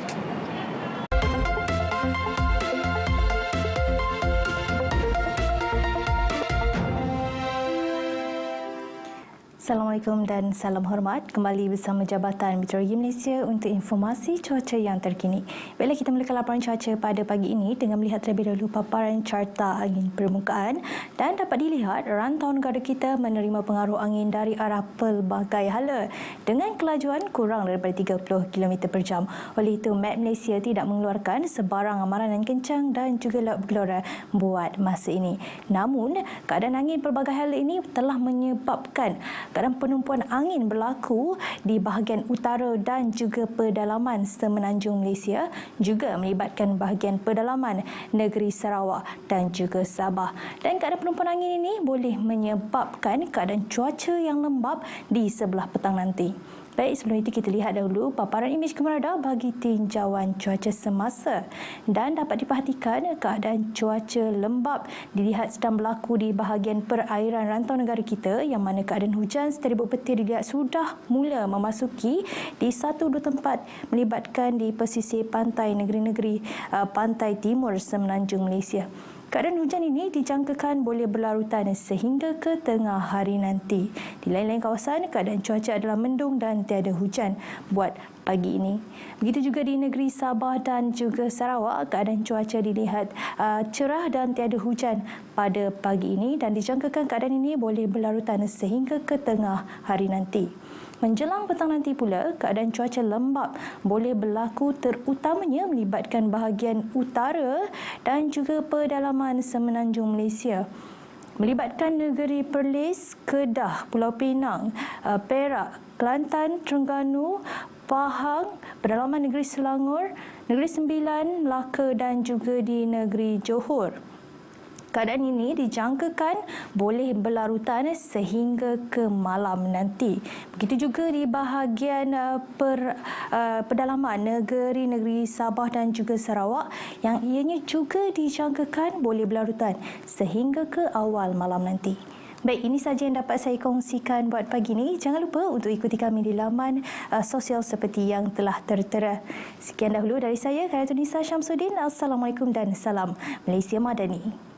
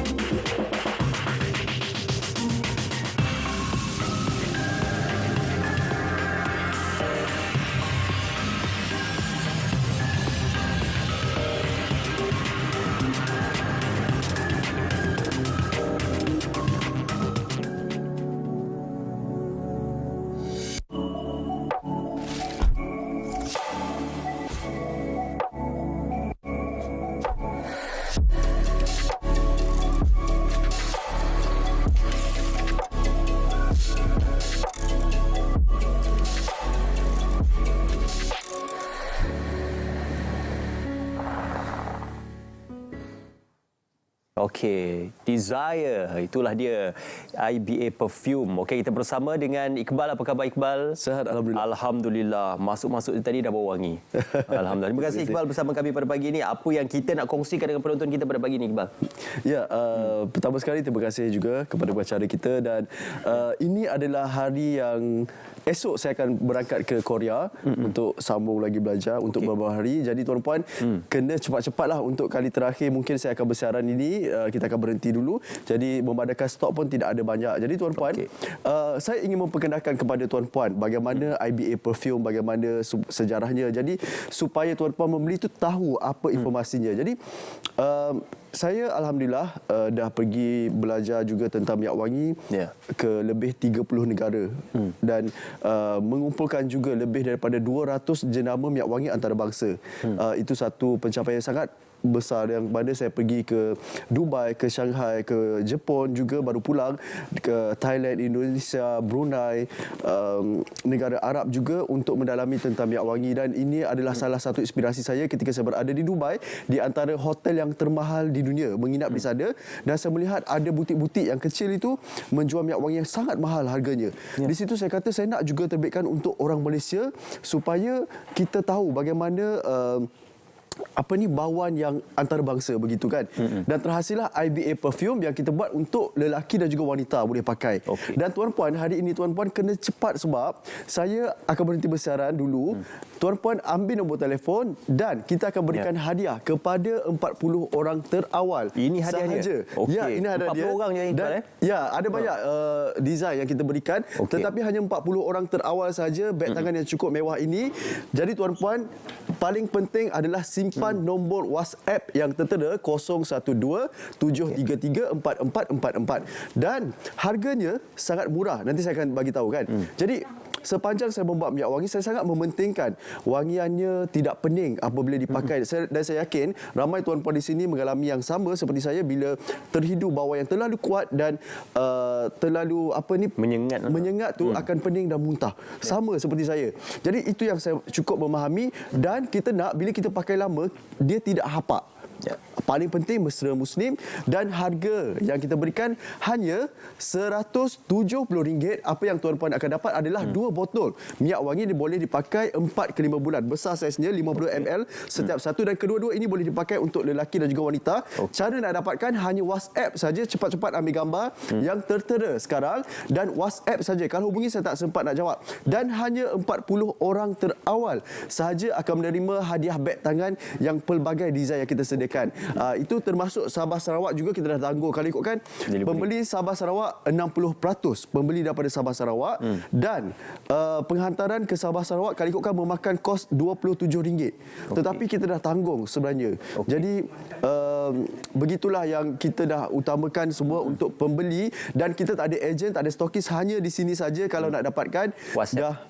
Dan WhatsApp saja. Bagi tahu saja nak order IBA Perfume, cepat-cepat sekarang. Itu gambar ketika saya pergi ke luar negara. Kat mana ni? Berapa negara ni, Iqbal? Ya, saya pula bila pergi ke luar negara, saya tak jenis ambil gambar. Bulan lepas pergi ke Jepun, tak ambil gambar, dan baru ini saya pergi ke Dubai. Bayangkan saya pergi ke Dubai, hanya 2 keping gambar je saya dapat tangkap sepanjang 9 hari saya berada di sana. Ya, dan ketika di Jepun tak ada gambar. Pada bulan lepas. Dan itu kesekian kalinya saya pergi. Saya pun bayangkan tengok-tengok, walaupun saya dah pergi ke banyak negara, macam pergi ke Brunei, tak ada gambar. Jadi ada sedikit-sedikit je gambar. Jadi yang tertera ini adalah pengeposan ketika saya postkan untuk 1 jam punya permintaan. Jadi sekali cepat. Dan tuan-puan, WhatsApp saja di nombor 012-733-4444. Ambil nombor telefon kena cepat-cepat sebab mungkin ini kali terakhir saya bersiaran. Sekarang ini kita ada beberapa saat saja untuk ambil nombor telefon 012-733-4444. Hanya 40 orang terawal saya dapat tahu. Dan cabaran saya ketika membuat minyak wangi ni, agak besar ketika pertama awal dulu saya menghabiskan sehingga jutaan ringgit untuk membeli parti yang untuk IBA kan, minyak wangi yang kita nak. Dan kilang saya cari di Malaysia sampai 20 kilang. Sebab pada awalnya kita buat dengan orang dulu kan, bagaimana kita mencari kilang yang terbaik, sampai 20 kilang mencari, sebab minyak wangi ini bukan satu perkara yang mudah. Kita nak minyak wangi itu boleh dipakai Muslim dan tidak memeningkan kepala dan wangian yang tersendiri. Jadi bagi saya minyak wangi itu sangat penting. Dan jangan risau, saya belajar banyak tentang wangian. Kalau orang suri rumahnya sesuai wangian sebegini, dan kita lelaki wanita boleh pakai yang begini, dan orang berkerjaya semua sesuai dipakai. Jadi yang penting tuan-puan nak dapatkan hadiah beg tangan ini kena cepat-cepat. Dan tuan-puan percaya tak, WhatsApp di tangan saya ni dah bertubi-tubi. Tuan-puan kena WhatsApp sekarang. WhatsApp saja satu-satunya cara untuk dapatkan WhatsApp di nombor yang tertera, dan ambil gambar di skrin TV sekarang. Tunjuk sikit Iqbal. Okey, saya tunjukkan WhatsApp yang masuk ini memang daripada tuan-puan yang WhatsApp sekarang. Jadi memang kena berebut cepat-cepat, dan sekarang ini masih sempat untuk dapatkan hadiah beg tangan. Jadi kena cepat-cepat WhatsApp. Cuma minta maaf kalau sedikit lambat balas, sebab kena balas satu persatu. Tapi yang penting WhatsApp segera dan ambil gambar poster. Nombor telefon pun sekali tengok dah ingat sebenarnya. 0127434444. Dan itulah yang akan tuan dapat semua. RM170 untuk 2. Termasuk penghantaran ke Sabah Sarawak, dan tuan-puan ramai yang buat hantaran perkahwinan, pertunangan semua, dan juga ramai yang membeli untuk satu keluarga boleh pakai. Kalau nak beli 2 set maknanya dapat 2 lah beg tangan. Tapi kena cepat-cepat, itu je. Untuk 40 terawal Untuk 40 orang terawal saja. Saya yang ini kenapa saya selalu sebut banyak kali, sebab mereka kadang-kadang tunggu pukul 3 baru WhatsApp semua kan. Jadi yang penting sekarang adalah WhatsApp dulu. Dan kalau tak tahu nak buat bayaran secara online transfer, kita juga ada sediakan COD. Itu membuktikan bahawa barang kita ada lah. COD ni maksudnya barang sampai rumah baru bayar. Dan kita akan hantar sama je, akan sampai 4 ke 5 hari, dan juga kena sediakan wang tunai secukupnya. Dan kena ada orang lah dekat rumah. Mereka ada charge RM5 untuk penghantaran lah tambahan, tapi saya lebih sarankan untuk buat bayaran seperti biasa. Jadi kita ada, sebelum saya terlupa, kita ada satu orang yang merupakan seorang doktor, dan review lebih banyak sebenarnya pergi ke luar negara. Daripada saya mengagumi beliau. Daripada dulu sebenarnya beliau memakai ribuan ringgit minyak wangi harganya, tetapi beliau berkata sekarang beliau memakai IBA perfume saja. Beralih ke IBA perfume. Ya, itu saya rasa wow, begitu dah ramai orang berkejaya suri rumah memberitahu saya tentang wangian IBA. Jadi kita sambil-sambil WhatsApp tuan-puan, sebab kita tak lama bersiaran, hanya beberapa minit saja. Sambil-sambil WhatsApp tuan-puan, ambil gambar dulu nombor telefon sebelum dia hilang, dan cepat-cepat WhatsApp terus. Bagi tahu saja nak order IBA RM170 untuk jadi 40 orang penerima beg tangan terawal. Dan ini dah bertubi-tubi lah WhatsApp masuk. Sambil Iqbal nak layan WhatsApp tu, kita akan saksikan sedikit testimoni daripada individu ini maksudkan. Silakan. Okey, I dah biasa pakai perfume jenama yang mahal gila, yang ribu-ribu. Tapi lepas I jumpa Iba perfume ni, I dah tak pandang dah yang lain. And as a doctor myself, yang jumpa ramai orang in my daily life, I make sure to jaga my image, and one of it is to make sure that I smell great, so people will be more confident to be around me. And sometimes they even ask me, my own patient, dia cakap, "Doktor, you pakai perfume apa? Sedapnya, mesti mahal kan?" I cakap, tak adalah, I pakai Iba perfume je. And then sometimes kita penat kerja kan, biasa balik rumah dah busuk-busuk kan, tapi bila pakai Iba ni, balik rumah pun still wangi, I basuh baju pun still wangi. I tak reti nak explain macam mana bau dia ni. Bau dia memang sangat premium. Sometimes I pakai yang lelaki punya juga, tapi korang memang kena try, sebab bau dia ni susah nak describe, and tak tahu kat mana nak cari bau yang premium macam ni. Okey, itu dia testimoni pengguna kita.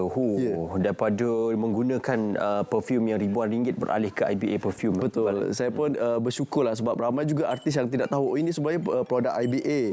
Jangan hubungi tuan-puan, saya sengaja. Jangan call WhatsApp. Dia nak cakap dengan Iqbal mereka nak tengoklah wujud nombor telefon sebenarnya. Jadi tuan-puan WhatsApp sekarang. Dan sebenarnya sejujurnya tuan-puan, ada tak bisnes yang memberikan hadiah yang sebegini sebenarnya?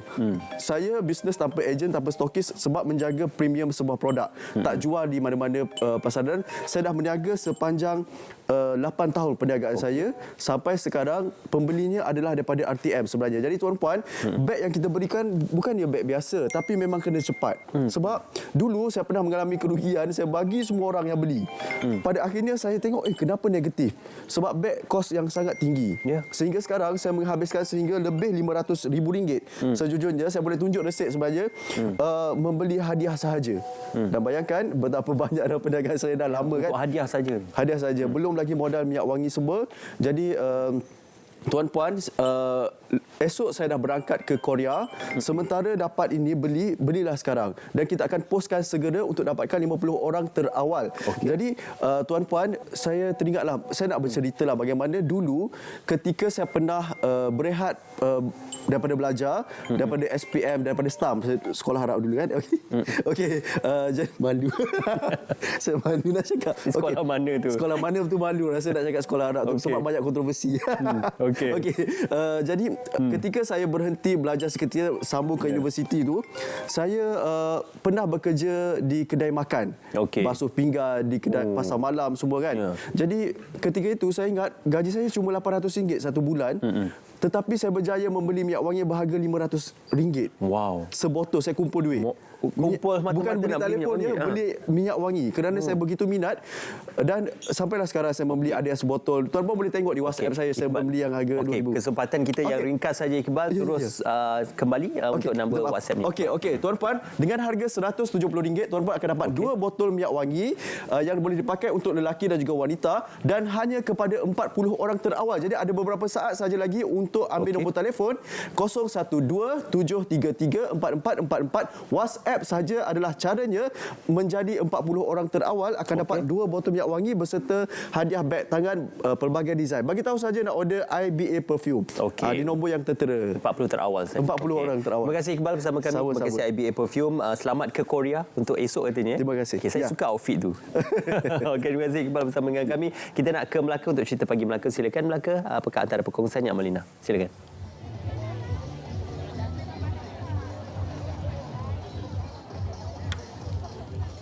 Baik, terima kasih Ismail. Untuk maklumat, saya kini berada di Kampung Payere dan Air Molek sempena dengan program pelancaran Madani Afiat serta Kembara Awareness on Wheel ataupun WOW yang mana pelbagai aktiviti telah pun disusun atur seawal jam 7.30 pagi tadi. Dan untuk itu bersama dengan saya pada pagi ini adalah Ketua Setiausaha Kementerian Kesihatan iaitu Datuk Seri Insinyur Dr. Zaini Ujang. Baik Datuk, mungkin boleh terangkan kepada penonton-penonton Selamat Pagi Malaysia ini dengan program Madani Afiat ini. Silakan Datuk. Program Madani Afiat ini dilaksanakan setiap awal tahun. Ini negeri yang ke-6 yang kita adakan dan bertujuan untuk memberikan kesedaran tentang kepentingan penjagaan kesihatan.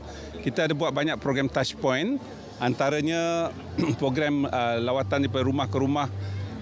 Ada 400 rumah yang akan kita lawati pada hari ini di kampung ini dan kita akan buat pemeriksaan kesihatan. Kita akan juga ada pelbagai acara yang melibatkan kesedaran supaya masyarakat bukan saja tahu tentang keadaan kesihatan masing-masing tapi pada masa yang sama mereka juga akan dapat mengetahui kaedah untuk menjaga kesihatan, gaya hidup sihat, pemakanan yang sihat dan pada masa yang sama pegawai-pegawai daripada Kementerian Kesihatan beserta dengan pertubuhan NGO akan sama-sama berbincang dengan masyarakat setempat dan juga pemimpin setempat tentang kepentingan penjagaan kesihatan. Baik Datuk, ini lokasi ke-6 penganjuran Madani Afiat. Jadi apa agaknya kelainan yang dibawa di negeri Melaka ini? Ya, kelainan di negeri Melaka ini ialah kita mengadakan apa yang disebut sebagai Wellness on Wheel ataupun WOW dan telah diadakan daripada awal sejak agenda ENMS dilaksanakan dan kelainan yang paling ketara sekali WOW ini adalah kita mempunyai 19 buah kenderaan ditempatkan di semua negeri dan kenderaan ini akan bergerak di satu tempat memberi konsultasi saringan kesihatan dan ada juga pameran interaktif, nasihat cara memasak, cara makan dan sebagainya semua diadakan dari masa ke semasa. Baik Datuk, harapan Datuk sempena dengan program Madani Afiat ini silakan. Ya, Kementerian Kesihatan khususnya pimpinan Yang Berhormat Menteri sendiri memberi penekanan kepada kesedaran lebih daripada penjagaan kesihatan. Kesedaran itu secara tak langsung akan membolehkan masyarakat kita lebih cakna. Mereka yang sakit ada kaedahnya, mereka yang tidak sakit perlu pastikan kesihatan mereka sentiasa berada dalam keadaan yang baik. Baik, terima kasih Datuk atas perkongsian itu. Baik, saya kira sampai di sini dahulu langsung Cerita Pagi dari Melaka bersama saya Nur Amalin Abdul Halim serta kru penerbitan kembali semula bersama Ismail dan juga Hani di studio Selamat Pagi Malaysia. Boleh jadi. Terima kasih. Okey, baik. Kita bawakan pada waktu ini bagi segmen yang seterusnya bercakap tentang perkasa keberadaan aset maritim Malaysia. Jadi, kita tahu bahawasanya Malaysia mempunyai perairan yang luasnya 2 kali ganda daripada daratan negara dan sudah pasti kesiagaan maritim Malaysia perlu berada di tahap yang optimum dan maritim Malaysia berhadapan situasi kekurangan aset yang berkeupayaan tinggi. Jadi, ini kita akan bicarakan bersama dengan tetamu kita pada waktu ini iaitu Laksana Pertama Maritim Zulinda Ramli, Timbalan Pengarah Bahagian Penguatkuasaan dan Penyelarasan Maritim Agensi Penguatkuasaan Maritim Malaysia. Assalamualaikum. Waalaikumsalam warahmatullahi taala wabarakatuh. Hani. Ya, dari terima kasih dapat bersama kami. Kita tahu bahawa aset yang ada besar-besar tapi yang ada hari ini replika saja. Ya. Sebagai gambaran boleh salah satu aset yang ada. Ya. Okey, kalau kita boleh kongsikan bagaimana agaknya difahamkan apa yang saya kongsikan tadi, difahamkan Maritim Malaysia juga berhadapan situasi kekangan aset berkeupayaan tinggi. Ya, jadi setakat hari ini bagaimana usaha Maritim Malaysia berhadapan dengan perkara tersebut? Okey Hani, untuk pengetahuan semualah kan, Maritim Malaysia ni kita menjalankan beberapa fungsi utamanya. Antaranya kita melaksanakan penguatkuasaan undang-undang di Zon Maritim Malaysia, undang-undang persekutuan di Zon Maritim Malaysia, dan juga kita melaksanakan operasi mencari dan menyelamat. Dan pada waktu darurat ataupun waktu yang krisis lah, kita akan berada di bawah Angkatan Tentera Malaysia untuk kita melaksanakan kita punya operasi. Dan dalam masa yang sama tu, kita memang pada waktu sekarang ni kalau mengikut keupayaan aset yang kita ada, untuk aset-aset yang berkuasa tinggi tadi tu memang diakuilah kita memang kekurangan aset-aset yang berkuasa tinggi ini. Dan pihak Maritim Malaysia, pengusaha Maritim Malaysia juga telah membuat pelbagai usaha untuk kita mengawal ataupun kita mendapat perolehan aset-aset yang terkini lah untuk kita bersama-sama berada di armada Maritim Malaysia ni. Ya, dan selain daripada usaha penguatkuasaan yang berterusan, apa sebenarnya yang menjadi cabaran kepada Maritim Malaysia dalam berhadapan ancaman pencerobohan terutama sekali di perairan negara pastinya? Untuk ancaman ni seperti yang Hani cakap sebentar tadi, kita Maritim Malaysia ini adalah maritime nation yang mana sekitar negara kita ini kita mempunyai perairan. Dan kalau kita lihat ke semua negeri-negeri di Malaysia ni semuanya kita ada pantai. So sudah tentu kita akan menghadapi beberapa cabaran lah. Terutama sekali kita antaranya sempadan kita dengan negara-negara jiran, yang mana kita akan menghadapi cabaran-cabaran pencerobohan yang seperti Hani cakap tadi tu, pencerobohan, transborder crime, penyelundupan manusia, barang-barang kawalan. Jadinya sudah tentu kalau dengan kekurangan aset tadi tu sedikit sebanyak dia mengganggu. Walau bagaimanapun pihak Maritim Malaysia ni dalam masa sekarang ni kita melaksanakan operasi dan juga penguatkuasaan dengan orang kata term melaksanakan operasi dengan aset yang sedia ada. Okey. Baik, maknanya apa yang ada kita gunakan sebaik. Ya. Baik, bersama sama mengharapkan jugalah kalau sekiranya ada aset-aset yang baru juga. Ya. Baik, dan masih sama juga bercakap tentang peranan Agensi Penguatkuasaan Maritim Malaysia APMM. Mungkin kita boleh bincangkan juga tentang kepentingan keberadaan agensi ini dalam mengawal, melindung dan juga menyelamatkan komuniti maritim di kawasan perairan negara. Okey, untuk tugas APMM itu sendiri, komuniti maritim Malaysia ini merupakan antara komuniti yang menjadi sahabat maritim ke APMM. Mereka itu sebenarnya boleh menjadi termnya mata dan telinga lah kepada FMM untuk dalam kita melaksanakan operasi-operasi ini. Okey, dalam pelaksanaan operasi-operasi ini selalunya akan dilakukan simulasi dulu ke latihan pada awal? Ya, ada.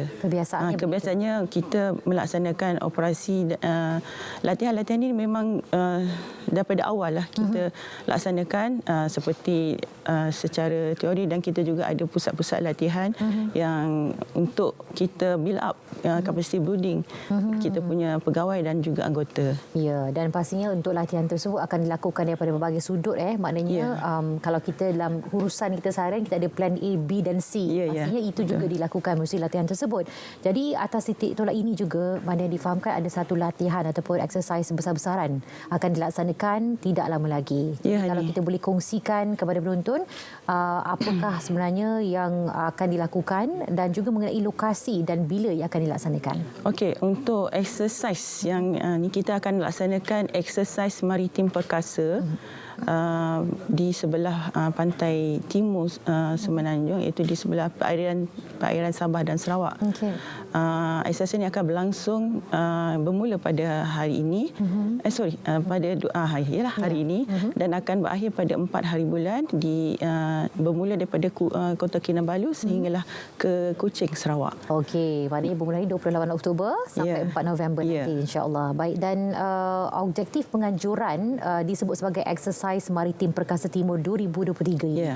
Apa sebenarnya matlamat di sebaliknya, ataupun mungkin kalau kita kongsikan juga tentang pulangan ataupun outcome yang diharapkan daripada latihan ini. Okey, untuk exercise maritim perkasa ini, yang pertama sekali, of course, yang tuan sudah tentunya kita akan menguji. Sebenarnya exercise ini untuk kita menguji tahap kesiagaan kita punya aset. Kita juga akan menguji kita punya tahap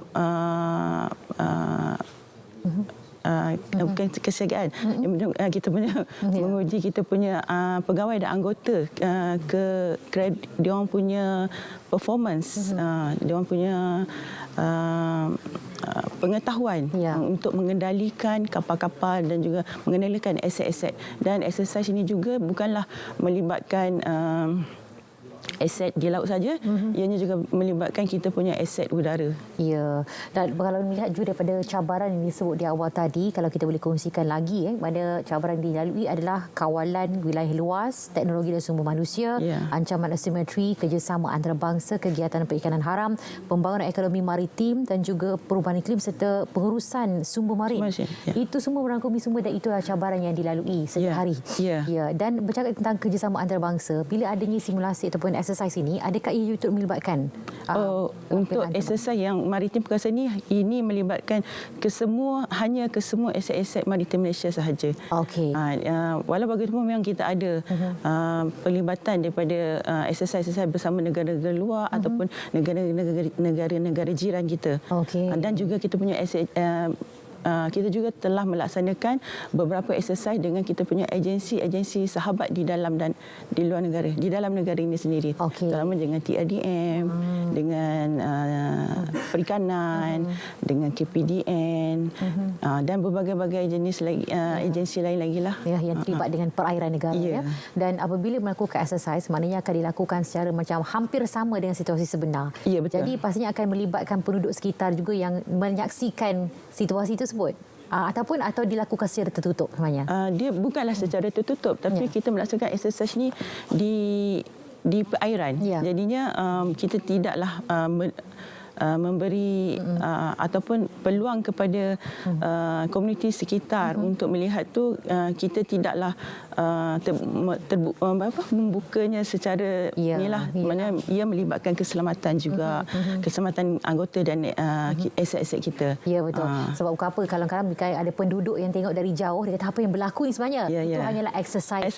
Untuk pada duration ini tempoh daripada 28 sehingga 4 hari hari bulan ini adalah eksersis yang secara besar-besaran lah kita menguji tahap kecekapan aset-aset dan juga anggota pegawai dan anggota kita. Ya, dan saya pasti maklumat ini juga terus dikongsi oleh penduduk setempat supaya mereka maklum tentang perkara tersebut. Jadi mereka tidaklah sepanik apa yang berlaku ni sebenarnya. Okey, jadi di penghujung ini apa pesanan kepada para penonton rancangan kita pada hari ini? Okey, untuk para penonton ataupun komuniti maritim terutamanya lah kita bagi pihak APMM ini ingin memberi nasihat sekiranya ingin melaksanakan apa-apa aktiviti di laut perlulah mengambil berat tentang keselamatan, terutamanya memakai jaket keselamatan, dan juga kalaulah ada kelebihan ataupun rezeki yang lebih, belilah alat PLB, personal locator beacon tu, supaya sekiranya berlaku apa-apa kejadian di laut, emergency, so alat itu boleh membantu pihak penguatkuasaan ataupun pihak tim pencari dan menyelamat ni supaya senang untuk kita dapat lokasi di mana lokasi terakhir mereka. Okey, baik. Mana itu boleh diperoleh sendiri kita boleh beli sendiri, dan tapi alat itu harus didaftarkan dengan pihak kita. Okey, baik. Apa nama lagi Puan, sekali lagi nama personal tadi? Locator beacon. PLB. Jadi anda boleh dapatkan, terutama sekali bagi mereka yang memang selalu komuniti maritim, bentuk maritim dan juga yang terdedah kepada aktiviti laut khususnya.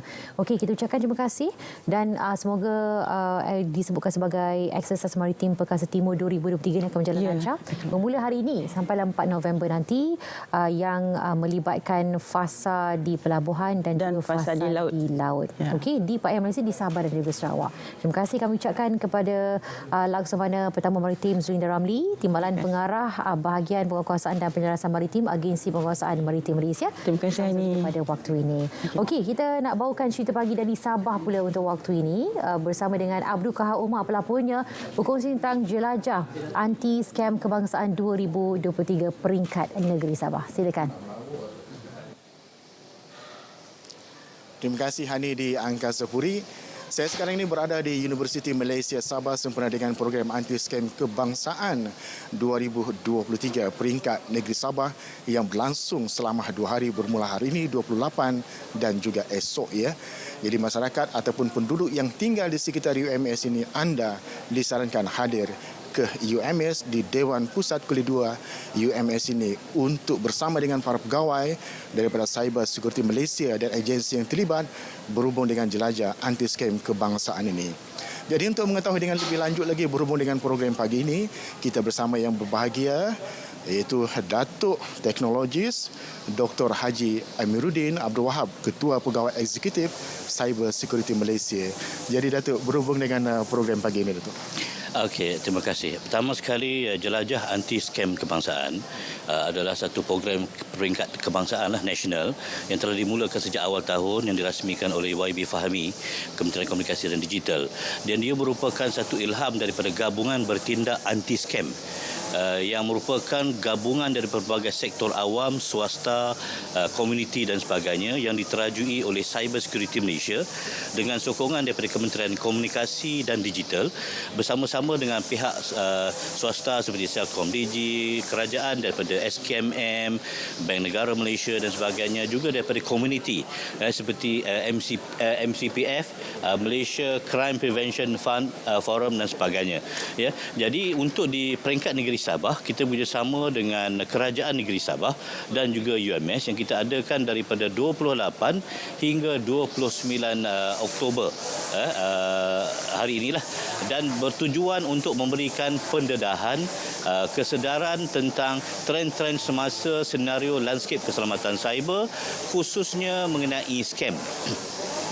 Dan tujuannya ialah untuk kita mengajar dan memberikan kesedaran, pada masa sama memberikan senario mengenai apakah tip-tip keselamatan mengenai bagaimana kita menangani isu-isu skam yang sekarang ini merebak di pelbagai peringkat umur, baik sama ada daripada dewasa, remaja, wanita dan sebagainya. Datuk, Walaupun pelbagai agensi di peringkat kerajaan ni telah memulakan pelbagai usaha yang tak pernah putus, tetapi masih ada lagi segelintir rakyat Malaysia yang terjebak dalam skema ini, Datuk. Jadi, apakah faktor yang menjadi penyebab utama ini, Datuk? Okey, kita melihat bahawa usaha-usaha kenderaan ini adalah usaha yang berterusan. Ia bukanlah satu destinasi. Maksudnya di sini one off, yang mana bila kita buat sesuatu program cukup. Tetapi kita tahu bahawa semakin ramai dia berhubung kait ataupun connected kepada internet, maka proses pembelajaran perlu berterusan kerana modus operandi penjenayah juga sentiasa berubah dari masa ke semasa. Jadi dengan itu kita perlu sentiasa melengkapkan diri kita dengan ilmu-ilmu asas kesedaran cyber, dan dalam konteks ini khususnya mengenai ancaman scam yang semakin meningkat dari masa ke semasa, yang dihadapi bukan hanya oleh Malaysia tetapi juga di peringkat serantau dan malah di peringkat dunia. Jadi scam ini bukanlah hanya tertakluk di Malaysia sahaja tetapi juga di peringkat dunia. Ya. Jadi, Datuk, apa saranan Datuk kepada seluruh rakyat Malaysia berhubung dengan memberi kesedaran kepada seluruh lapisan rakyat di negara ini? Kita menganjurkan program jelajah anti-skam kebangsaan ini sebagai salah satu usaha yang kita dapat lakukan. Jadi mana-mana yang dapat hadir, contohnya kita adakan program ini secara hybrid, maka ada yang boleh pergi kepada kita punya website, media sosial untuk mempelajari apa yang dapat perkongsian ilmu yang ada di sini. Kita di sini kita ada dialog, ada forum dan juga ada pameran-pameran. Dan kita harap dapat disebar luaskan kepada pihak lain, keluarga, rakan-rakan dan sebagainya supaya terus tersebar, dan maklumat-maklumat itu juga boleh didapati di portal kami di www.cybersafe.my. Terima kasih, Datuk. Jadi masyarakat di seluruh rakyat ataupun di negeri Sabah ini yang tinggal di sekitar UMS ini, anda masih mempunyai masa untuk sama-sama hadir dalam program jelajah anti-skam ini kebangsaan bagi peringkat negeri Sabah 2023 berlangsung di Dewan Kuliah Pusat UMS, dan bagi anda 28 dan 29 ada masa 2 hari, anda boleh datang terus berhubung kepada pegawai-pegawai dan semua agensi-agensi yang terlibat di sini untuk mendapatkan maklumat yang terperinci berhubung dengan jelajah anti-skam kebangsaan bagi tahun 2023. Dan kami juga mengucapkan berbanyak terima kasih kepada yang berbahagia Datuk Teknologis Dr. Haji Amaruddin Abdul Wahab, Ketua Pegawai Eksekutif Cyber Security Malaysia. Dan untuk itu kita kembali bersama dengan Ismail di Angkasa Puri. Silakan. Terima kasih sahabat penyampai saya dan juga terima kasih atas perkongsian tersebut. Seterusnya kita akan kekal cergas dan sihat bersama V Asia bersama dengan saya Datuk Azri. Apa khabar, Datuk? Baik, sihat Ismail. Sihat, alhamdulillah, Datuk. Terima kasih bersama kami. Sama-sama. Sama sihat Ismail. Okey, alhamdulillah. Okey, Datuk, apa yang kita nak kongsikan dan kita promosikan bersama penonton kita pada pagi ini, Datuk? Okey, terima kasih Ismail. Assalamualaikum dan salam sejahtera kepada semua penonton sampai Malaysia. Ismail, saya juga turut bercerita apa yang berlaku di Palestin yang mana untuk pengetahuan semua, dengan setiap pembelian barangan V Asia kita juga turut salurkan kepada Yayasan V Asia, yang mana kita juga turut salurkan kepada mereka di sana, Ismail yang mana kita berharap insya-Allah satu hari nanti keadaan kembali seperti asal, Ismail. Dan hari ini saya bawakan produk tambahan, saya kira makanan tambahan yang penting untuk anda saya kira kombinasi yang terbaik. Sebab apa, semua orang inginkan kesihatan yang berganda, kesihatan yang baik, Ismail Bayangkan kalau kita dah berusia tetapi pergerakan kita terbatas, kita diancam dengan pelbagai masalah kesihatan, tak boleh bergerak, solat pun terpaksa duduk, Ismail kadang-kadang kita mengharapkan usia kita ni bila kita dah berusia kita semakin bertenaga, tetapi hakikatnya kadang-kadang bila kita dah berusia, Ismail kita tak boleh langsung bermain dengan anak cucu, kadang-kadang disebabkan oleh masalah kesihatan langsung tak boleh ambil makanan yang manis. Lepas tu juga kadang-kadang Ismail tak boleh ambil makanan seperti daging sebab apa, risau masalah kesihatan dan sebagainya. Dan juga satu kajian yang saya baca 1.6 juta rakyat Malaysia sebenarnya berhadapan dengan risiko penyakit yang berangkai-rangkai. Saya kira perkara ini sangatlah membimbangkan yang mana, Ismail, yang mana kalau kita lihat penyakit berangkai-rangkai dia boleh menyebabkan masalah kesihatan jantung, organ-organ dalaman dan sebagainya. Sebab tu bagi saya mencegah lebih baik daripada merawat Yang mana hari ini, Ismail, saya bawakan Intipati Platinum Drink V Asia ni yang mana dah lama dekat pasaran. Yang mana saya dapat menerima maklum balas daripada pengguna-pengguna yang amalkan Platinum Drink ni. Mereka cukup, kata orang tu, teruja seawal pengambilan badan rasa lebih sihat, lebih bertenaga, boleh keluar daripada permasalahan kesihatan Yang mana Intipati Platinum Drink ni sebagai sumber nutrisi dan juga vitamin yang mana Intipati ramuan terbaik dalam ni adalah Makui Berry, yang mana parti utamanya sangat-sangat baik. Kalau anda lihat di kaca TV sekarang yang mana Makui Berry berry tu dekat hujung sekali Ismail yang mana anda dapat lihat nilai keupayaan antioksidan yang mana ianya mempunyai kadar antioksidan yang paling tinggi sekali berbanding dengan buah-buahan lain, yang mana 3 kali ganda lebih tinggi antioksidan berbanding dengan buah-buahan lain, yang mana buah mangkuberi ini juga mempunyai nilai perubatan yang sangat-sangat tinggi. Sebab tu kalau anda amalkan makanan tambahan yang mempunyai khasiat buah mangkuberi ni seawal pengambilan anda akan rasa lebih cergas, lebih bertenaga tubuh badan, dan istimewanya pengambilan buah mangkuberi ini dapat membantu memerangi radikal bebas. Saya kira radikal bebas adalah punca utama penyakit. Kadang-kadang kalau kita tengok disebabkan oleh radikal bebas juga kita diancam oleh kesihatan, masalah kesihatan dan sebagainya yang mana pengambilan mangkuberi ini juga sangat-sangat baik dapat membantu merejuvenasi, menyihatkan organ dalaman supaya berfungsi dengan lebih baik. Dan dalaman sama juga pengambilan buah mangkuberi ini sangat-sangat baik. Sebab apa? Ismail dapat membantu meningkatkan kandungan kolagen secara semula jadi, mencantikkan kulit. Saya kira semua orang ingin kata orang tu melambatkan proses penuaan, fasa penuaan, bukan jadi kesihatan baik tapi juga nak keadaan diri yang semakin tampil lebih menawan. Jadi cara pengambilan platinum drink ni saya sangat cadangkan anda amalkan waktu pagi 15 hingga 30 ml dah mencukupi, yang mana dengan setiap pembelian Ismail anda juga akan dapat scoop ni secara percuma. Jadi cara pengambilan sangat mudah, ambil 15 hingga 30 ml setiap pagi, yang mana kalau boleh sebelum sarapan anda akan rasa lebih cergas dan juga bertenaga seawal pengambilan. Dan harga platinum drink ni sangat-sangat murah Ismail Kalau harga di pasaran RM99 sahaja, yang mana anda juga boleh buat belian secara dalam talian di Jombai, di Shopee, yang mana ada juga potongan diskaun yang sangat-sangat istimewa Ismail. Dan seterusnya, kalau waktu pagi anda amalkan platinum drink ni, saya kira sangat-sangat baik sebagai sumber kesihatan, nutrisi dan juga vitamin. Dan satu lagi produk yang anda boleh beli juga Ismail ialah itu Pati Halia Extra. Yang ni adalah produk terbaru Viasia Pati Halia ni Ismail, yang mana Pati Halia ni sampai juga terbaru, yang mana kalau kita tengok manfaat Halia ni sebenarnya sangat bagus dapat membantu untuk mengurangkan masalah kolesterol berlebihan dalam tubuh badan. Yang keduanya kalau kita tengok manfaat Halia ni juga dapat membantu membuang lebihan angin dalam tubuh badan. Saya kira manfaat Halia dan juga bawang putih ni Ismail sangat-sangat mempunyai kadar kajian secara klinikal, secara saintifik, yang mana sangat bermanfaat untuk kesihatan tubuh badan. Dan juga Pati Halia Extra ni kita gunakan rumusan Halia bentung yang mana Halia bentung ni mempunyai 3 kali ganda lebih baik daripada Halia biasa.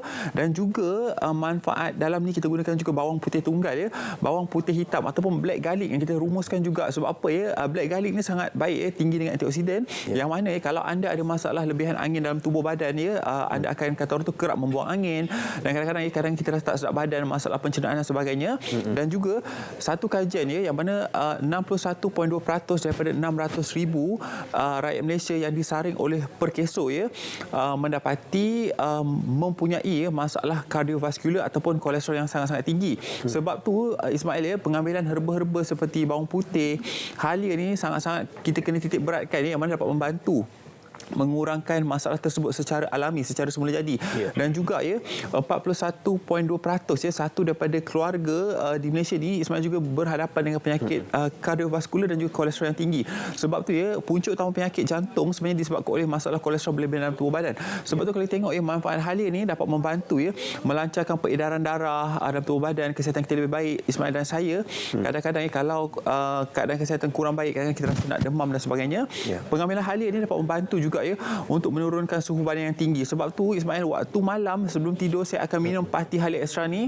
Tidur saya lebih lena, lebih nyenyak, dan saya juga akan kerap membuang angin. Dan Pati Halia Extra biasa ni hanyalah RM65 saja di toko-toko jamu. Saya kira belian yang sangat-sangat berbaloi Ismail. Okey. So daripada Pati Halia ni kita ni ada juga ni yang terakhir kadang-kadang Ismail, kadang-kadang kita kata orang tu lengan-lengan badan, nak buat urutan badan dan sebagainya. Jadi saya kira combo yang sangat menarik, terutamanya kalau kita dah berusia Ismail, nak naik tangga pun kadang-kadang lutut lengoh, sendi dan sebagainya, yang mana anda boleh dapatkan lotion panas asli ini sebagai lotion urutan serbaguna. Harga RM26 saja sangat mampu bilik Ismail.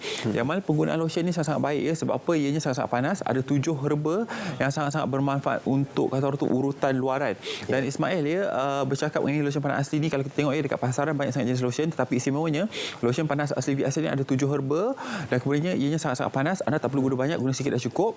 Dan hari ini bagi anda yang mungkin nak informasi lebih lanjut ataupun nak konsultasi secara percuma, boleh hubungi hotline kami 019 2444492. Saya ulang balik 019 244492 insya-Allah ya, dengan kata orang tu mengamalkan produk Biasia Ismail ya.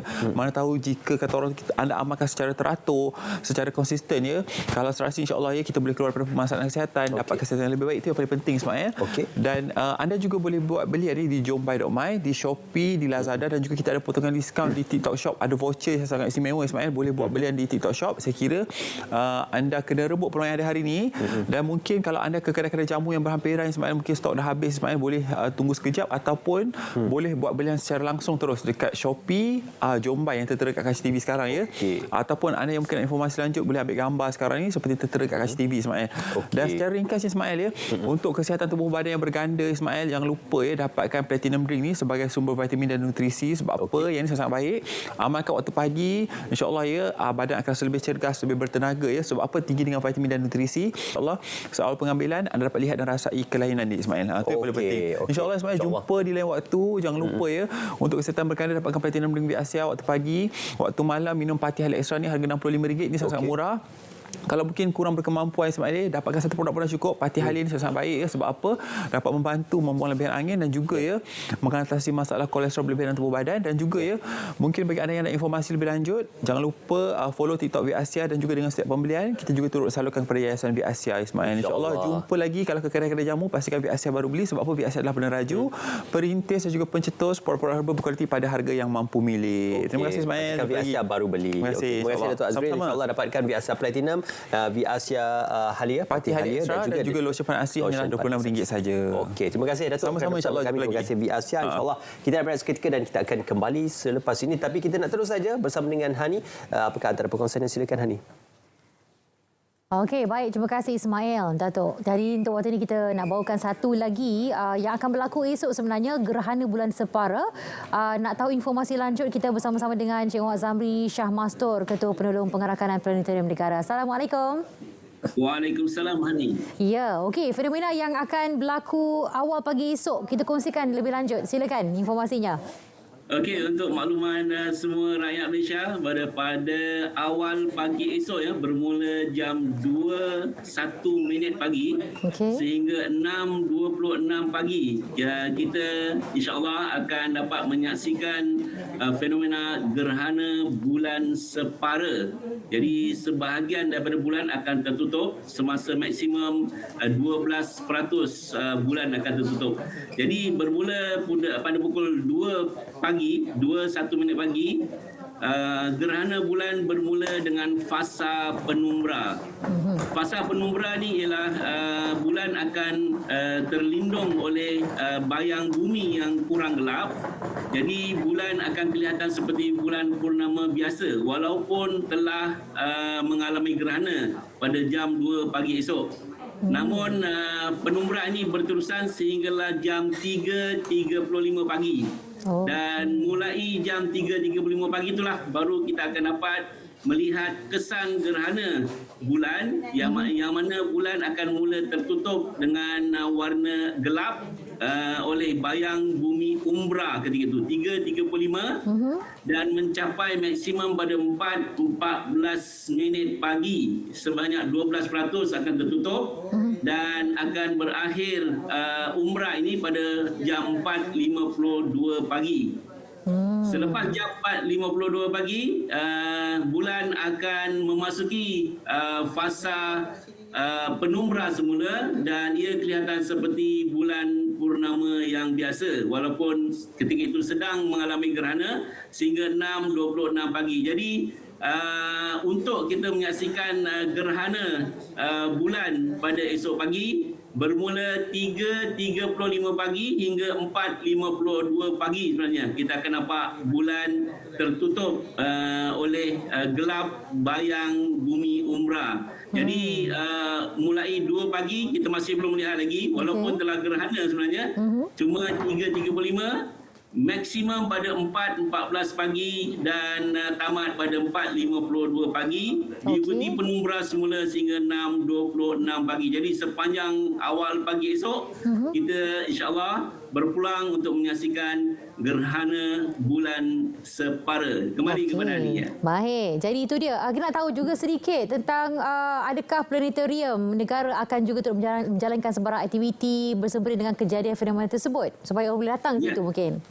Ya, pada sebenarnya bermula daripada malam ini sebenarnya malam ini sejak jam 10 malam hingga 12.30 malam sementara menunggu gerhana bulan separa, kami akan menyediakan teleskop kepada orang awam. Jadi datanglah beramai-ramai ke Planetarium Negara untuk menyaksikan planet Zuhal dan planet Mustari. Kita akan sediakan teleskop untuk mereka yang datang ke planetarium pada malam ini secara percuma. Jadi datanglah ke planetarium mulai jam 10 malam hingga 12. Kita akan saksikan ataupun lihat planet terlebih dahulu jika cuaca mengizinkan, dan mulai jam 2 pagi sehingga 5 pagi barulah kita saksikan gerhana bulan separa, iaitu kelihatannya pada 3.35 pagi hinggalah jam 4.52 pagi. Dan antara 3.35 pagi hingga jam 4.52 pagi, orang bagi yang beragama Islam bolehlah mendirikan solat sunat gerhana ketika itu. Jadi Planetarium Negara akan bersama anda sepanjang malam ini sehingga awal pagi esok menyediakan teleskop untuk menyaksikan 2 buah planet dan juga fenomena gerhana bulan separa pada awal pagi esok. Okey, baik. Jadi semua dijemput hadir, dan yang paling utama kalau dapatkan informasi lanjut boleh type saja Planetarium Negara dan juga gerhana bulan separa untuk mendapatkan informasi tersebut. Dan insyaAllah jumpa malam ni di Planetarium Negara. Terima kasih banyak Cik Zamri. Okey, sama-sama. Assalamualaikum. Waalaikumsalam, Ani. Ya, jadi kita bersama dengan Ketua Penolong Pengarah Kanan Planetarium Negara, Muhammad Zamri Shah Mastur. Dan sebentar lagi kita akan bersama-sama Datuk Sheikh. Jadi teruskan bersama kami dalam Selamat Pagi Malaysia.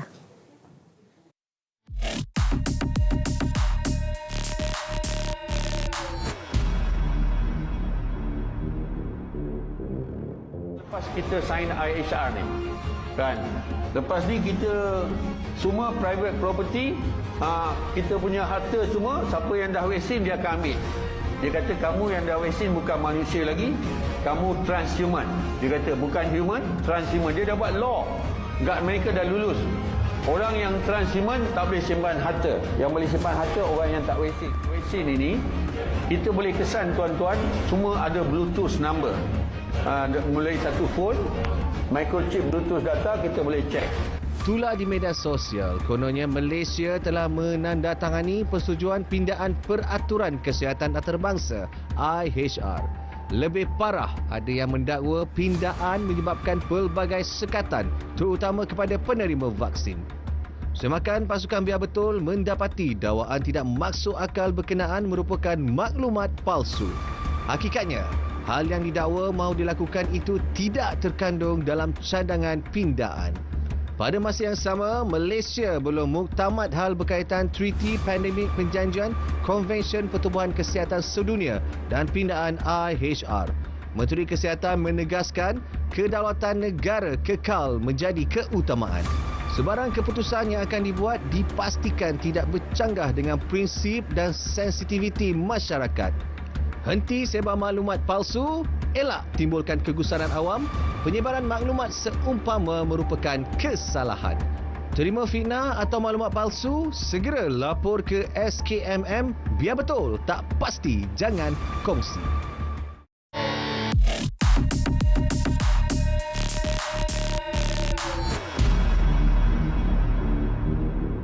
Yeah. Apabila muzik pun berbunyi, ku hampir hilang pedoman. Bila kau bangun dan berdansa with a man berwajah kejam. Bila kau menari tempatku bebe, goyangkan badan dan sepusku di main bebe. Kau menyakitkan hatiku. Yeah. Dulu pernah kau berkata, katakan pergi dariku.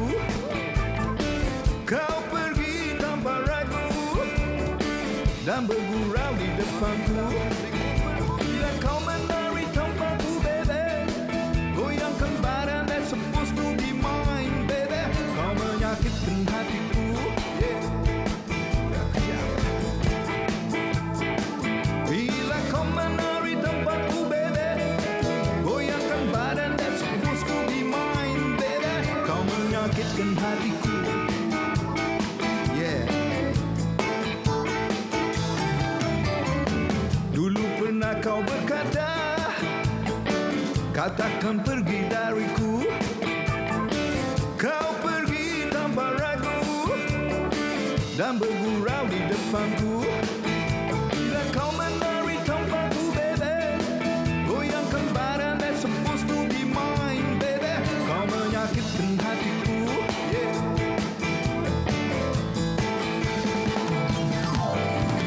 Aku patut sedar kau dah mula liar bila kau suka menonjol anatomimu. Bibirmu mekar bila kau dipuji oleh lelaki selain dariku. Puas ku pikir apa hal denganmu. Panas gila hati berbeku. Tak sanggup ku melihat saja kehancuran di depan mata.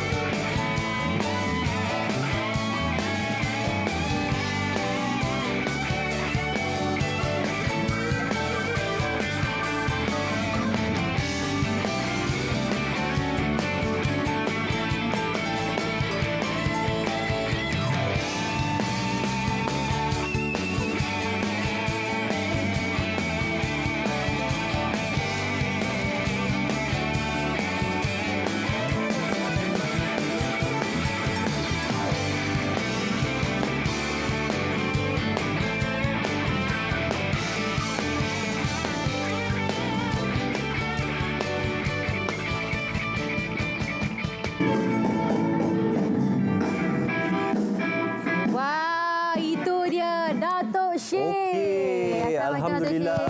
Terima kasih Datuk bersama kami pada pagi ini. Tak nampak macam 73 kan? Apa khabar Datuk? Tak Alhamdulillah. nampak macam 73. Wow, okey. Masih ada banyak rahsia boleh kongsikan. Tapi tak boleh cerita kat sekarang. Anda kena tengok konsert nanti 16 Disember. 16 Disember. Ya, betul. Kongsikan sebab kalau ikutkan tahun ini 50 tahun berkelana. Okey, merantau. Merantau. Ya, betul. Dan 2026 50 tahun dalam industri. Yes. Wow. Dan mungkinkah ini juga sebab kenapa konsert ini diadakan 16 Disember nanti, Datuk? 16 ni pasal akhir tahun 16 Disember. Akhir tahun kita nak celebrate akhir tahun. Selalu kita celebrate apa ni tahun baru. Jadi saya nak celebrate akhir tahun. Jangan lupa alhamdulillah tahun ni okey jugalah. Ada benda-benda yang tak betul kan. Tapi alhamdulillah kita apa ni rakyat Malaysia pun okey kan. Alhamdulillah. Datuk, mungkin ramai yang merindui suara Datuk ya setelah lama di negara orang, ya di bumi orang. Awal album Kau Bungaku, tak silap saya pada tahun 1983 lebih kurang 83 ya. Dan kemudian albumnya dengan lagu yang popular Anugerah dari Kegagalan. Selepas ini apa itu ini bicara tentang cinta punya album. Ya, album betul. Dan apa akan dihadiahkan untuk peminat untuk konsert nanti? Apakah rangkuman ke semua album itu nanti? It's a memory lane. Bawa balik ke muzik 70-an 80-an. Tapi kita buat dengan konsep konsert. Jadi apa ni production tu saya producer sendiri, saya kan buat lagu saya saya sendiri. Jadi bila di atas pentas, kita tak sama macam rekod. It will be different because this is production. Kita pun sekarang dah musical punya instrument pun dah canggih kan. And then I'm bringing, saya bawa musician daripada Paris, campur dengan musician Malaysian sikit. Kita bergabung. Jadi kita akan buatkan konsert tu meriah dengan lagu-lagu yang diorang suka lah. Semua lagu Umi, semua tuan ada lah. Lagu Zulhan sampailah lagu yang tadi tu. 2000 sekarang, berapa? 2012. Di album dalam album Chameleon. Okey, baik. Dan dalam masa sama juga, Datuk juga ada menghasilkan buku kongsi sikit kan, Datuk? Ini sebenarnya buku saya nak habis lah. Perjalanan saya, my history. Tapi akan diceritakan oleh Datin. Tapi setakat yang daripada saya lahir sampai ke saya jumpa dia, saya akan cerita kepada dia, dan dia akan buat dengan tulis buku, writer. Jadi kita sambung cerita tu sampai sekarang. Okey. Dan katanya akan terus ke nak buat filem nanti. InsyaAllah. Selalu kan kalau boleh pasal sejarah saya ni quite unik dalam sejarah Asia. Masa saya famous 1976, saya sebagai penyanyi pertama Asia menyanyi dalam bahasa French dan famous di seluruh lagu tu pergi ke seluruh negara Europe sampai ke Kanada. Jadi saya pertama penyanyi Asian yang menyanyi dalam bahasa French. Jadi masa tu aktor yang paling famous Asian, Bruce Lee. Jadi saya sama Bruce Lee. Nak ingatkan tu balik. Bruce Lee. Konsert itu nanti, Datuk, berapa lagu yang akan dikumandangkan, didendangkan? 90 minit, jadi lebih 90 minit, tapi dalam 27, tak tahulah. Tengoklah nanti macam mana. Tengok pada keadaan. Tapi stamina ada lagi. Itulah. Dia akan di-medleykan atau? No medley. No medley. Pasal pada pendapat saya, medley macam spoil the song. Orang nak dengar. Tapi kita because kita pendekkan lah, jangan jadi boring, orang tidur lah kan. Jadi kita pendek-pendekkan, ada tempat-tempat lah. Okey, baik. Jadi untuk dapatkan tiket tersebut, macam mana orang nak tahu informasi lanjut untuk pergi konsert tu nanti? Pergi. Pasal jangan peminat saya janji nak buat 2020. Lepas saya balik daripada Malaysia 2019, sampai di Paris. Mula-mula start pandemik. Pandemik COVID menakutkan orang. Pandemik. Jadi lepas tu barulah saya rasa kecewa, tak dapat buat. Lepas tu I'm drifted. Macam umur kan. Sekali my children, my wife, cakap, mana boleh, dia kata. You cannot surrender. Dan I start balik, I pergi gym, pergi exercise, turunkan badan, I mula ambil vocal training. I do back lah, to get back the same energy macam saya umur 20. Wah, jadi sama-sama tunggu jangan nantikan dan tengok. Beli tiket. Sudah bermula. www.ticketcard.com.my. Jangan lupa Dizab Kuala Lumpur. 16 Disember. Beli sekarang. Kalau full house kita buat 2-3 malam. Takut nanti nangis. You never know. Okey, baik. Takut dia orang lupa kan. Itulah. Takkan lupa dah. Lepas tu saya datang ni. Legend. Untuk memperingatkan peminat, jangan lupa konsert Datuk Sheikh pada tarikh ni, Datuk? 16 Disember. Ya, betul. You datang. InsyaAllah kita akan datang, Datuk. Pasti. Okey, lagu favorit saya, Anugerah dari Kegagalan. Akan dikumandangkan nanti, insyaAllah. Of course. Wajib. Selamat menjadi ucapkan, Datuk. Okey, sampai di sini siaran kita bawa kepada anda dalam Sahabat Pagi Malaysia. Saya Hani Hamid. Saya Ismail Adnan dan kita berjumpa lagi. Terima kasih Datuk Sheikh bersama dengan kami. Dengan itu, Assalamualaikum. Jumpa lagi.